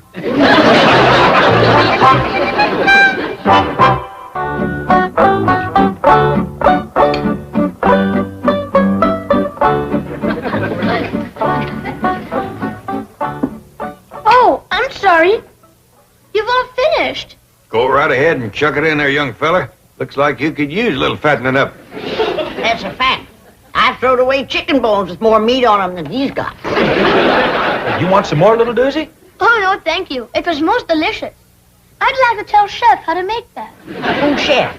Oh, he's the feller that does the cooking over at Doozy's house. A man in the kitchen? Yeah, Granny. You ought to see him. Cooks in a great big white hat. Well, the first thing to tell him to do is to get rid of the hat and do his cooking in a pot. Well, how come your ma don't do the cooking, little Doozy? Who? Your ma. Oh, Mother. I don't believe she knows where the kitchen is. On her rare visits home, I've never seen her there. Visits home? My mother and father spend most of their time traveling. Oh, drummers, huh? What do they sell? Oh, they don't work. They just travel. How come? I really don't know. I imagine they enjoy it. Well, don't you miss your ma and pa? Oh, they write to me regularly. Every month or two. I have a marvelous collection of foreign stamps. And they always telephone me on my birthday. That's right, friendly of them. Well, who looks after you, little Doozy? Oh, mostly the governess. Governess? She's married to Wilkins. Did you hear that, Granny? That fella to bring him over here is the governor. That still don't give him no right to tell me I got dust in my house. You folks have so much fun. I never even laugh at home. Well, little feller, anytime you feel like busting out laughing, you come right on over. Excuse me. Come on, little Doozy. You promised to help me with my homework. He's the smartest kid in school. Oh, I'd rather be able to swim and climb trees like you. Well, you help me with history, and I'll teach you to swim and tree climb. I spoke to young Master Armstrong, and he told me to tell you that he ain't ready to go home yet. He's having too much fun. He's not permitted to have fun. It's bad for his blood pressure. Well, I'll tell him when he comes down out of the top of that tree. He's in the tree? Say, that little rascal can climb like a squirrel. Soon as his hands get toughened up, he'll be as good as Ellie Mae. I insist upon taking him home immediately. I told you, he don't want to go home yet. That makes no difference. He's going. Hold on a minute. I don't want to tangle with no soldier in the Confederate grave. This is not a Confederate uniform. Now remove your hand and lead me to Master Armstrong. And if I don't? I'll have to take him by force. Is that a fact? Like Grant took Richmond. What did you say? I shall take him like Grant took Richmond. That's what I thought you said.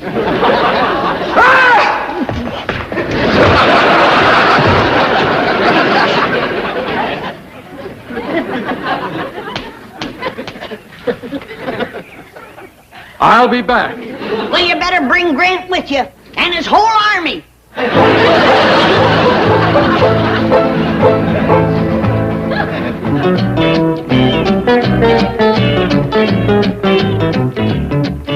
Sorry to interrupt, Chief, but Wilkins here has an urgent problem concerning young Armstrong Dewson McHugh III. No, what is it?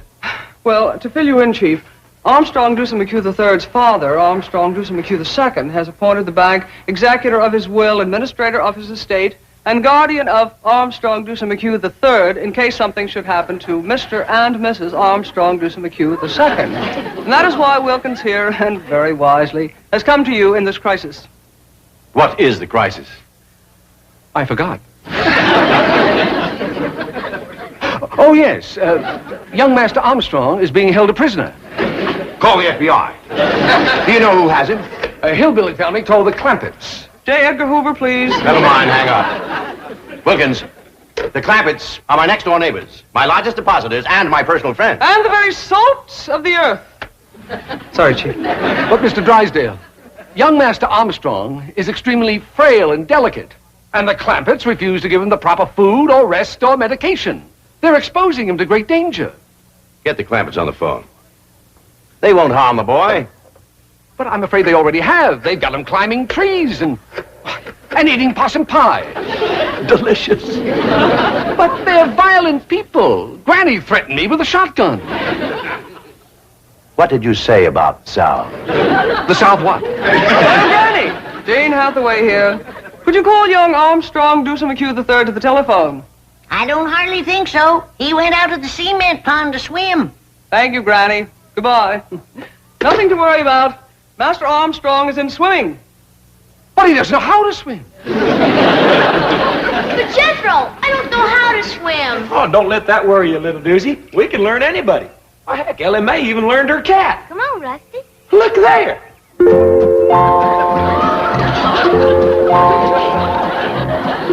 Come on, Rusty. Did you have a good swim? See, little doozy? There's nothing to it.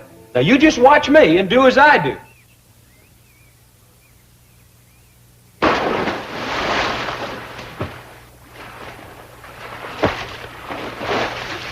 Come on, little doozy. I'm afraid, Jethro. You got nothing to be afraid of. Why, Ellen Me is right here. And Rusty, too. I'll do it if Big Jethro commands me to. Big Jethro says dive in and swim.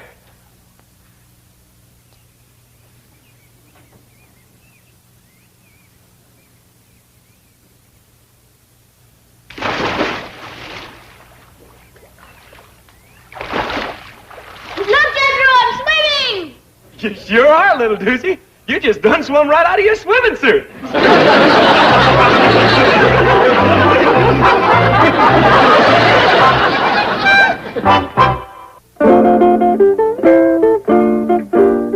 Nice and soft here so nobody won't get hurt none. Can you really teach me to defend myself against those big bullies at school? You betcha. Now come at me like you're fixing to hurt me. I really ought to learn you on someone bigger than myself. Mr. Poolman? Yes, Miss Clampett. Would you help us out for a minute, please? Why, certainly. What can I do for you? Well, I'm trying to learn this here young fella how to protect himself. Now, you come at me like you're fixing to hurt me. Oh, I don't think I'd better. I was in the Marines, you know, and they taught us some pretty rough tactics.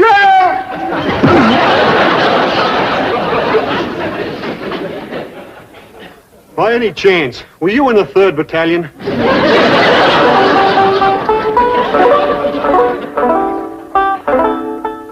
Try that, little doozer. It works. I'll tell you what you can do. You whittle yourself a whole bunch of these, different sizes, time together side by each. You can play a real tune. But I don't have a knife, sir. Well, I'll tell you what. If you promise to handle it real careful, like I showed you, safety first, don't cut yourself, you can have this one. Gee, thank you, Uncle Jed. You know, by rights, I ain't your Uncle Jed, just Jethro. Oh, yes. I'm sorry, Mr. Clampett. Seeing as how you're such a good friend of Jethro's, you can call me Uncle Jed. Now remember, Third, you gotta keep your eye on the cork. When the cork starts bobbing around in the water, then you know that a fish is nosing around the bait. Again, when the cork all of a sudden ducks under the water, then you know old Mr. Fish has grabbed the bait. And you pull him out. Can I hold the line, Mrs. Granny? Sure, you might as well get the feel of it. I caught something! Oh, you couldn't have. There's nothing in there. It felt like a whale! Help me!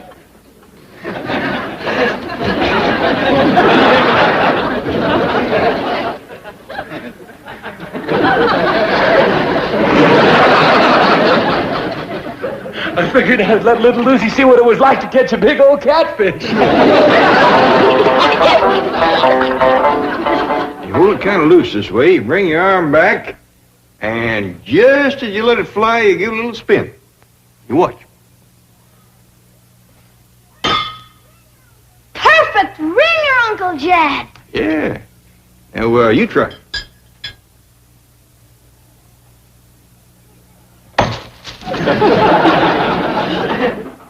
Now, you see how handy it is to be able to climb a tree?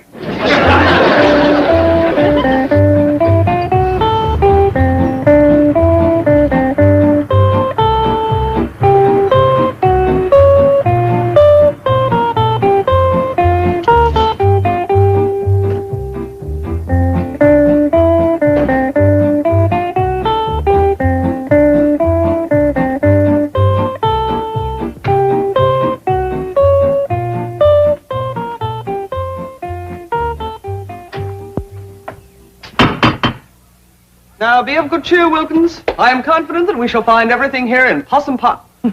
Apple pie order. Howdy, Mr. Drysdale. Well, Miss Jane, Mr. Wilkins, come on in. Gonna bake a tater pie to give to little Goose. And it'll taste so good his toes will curl up in his shoes. To make a tater pie, it takes a lot of possum fat. I don't think that feller chef can bake it in his hat. Greetings, Granny. Hello, Granny. Thought I told you to secede from these parts. Granny. Madam, I demand to see Master Armstrong immediately. Shh, don't wake him up. He's taking his nap. Yeah, you see, he's getting his rest. Needs it, too. Poor little feller's all tuckered out. Which bedroom is he in? He's napping right out there in the sun. The sun? His skin is far too sensitive to be exposed to ultraviolet rays.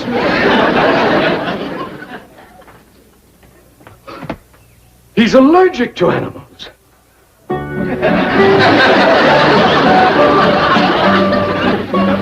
I'm not going home. I feel fine.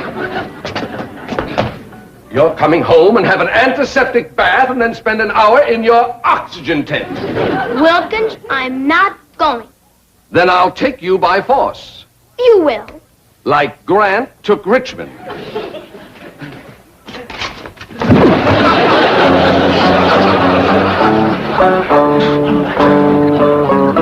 Master Armstrong. I'll call you when I need you.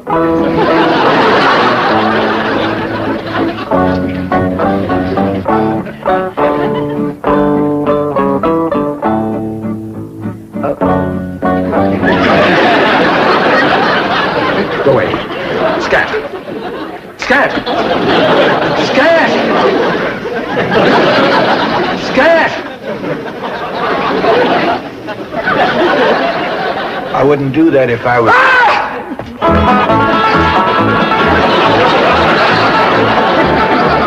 tried to tell him.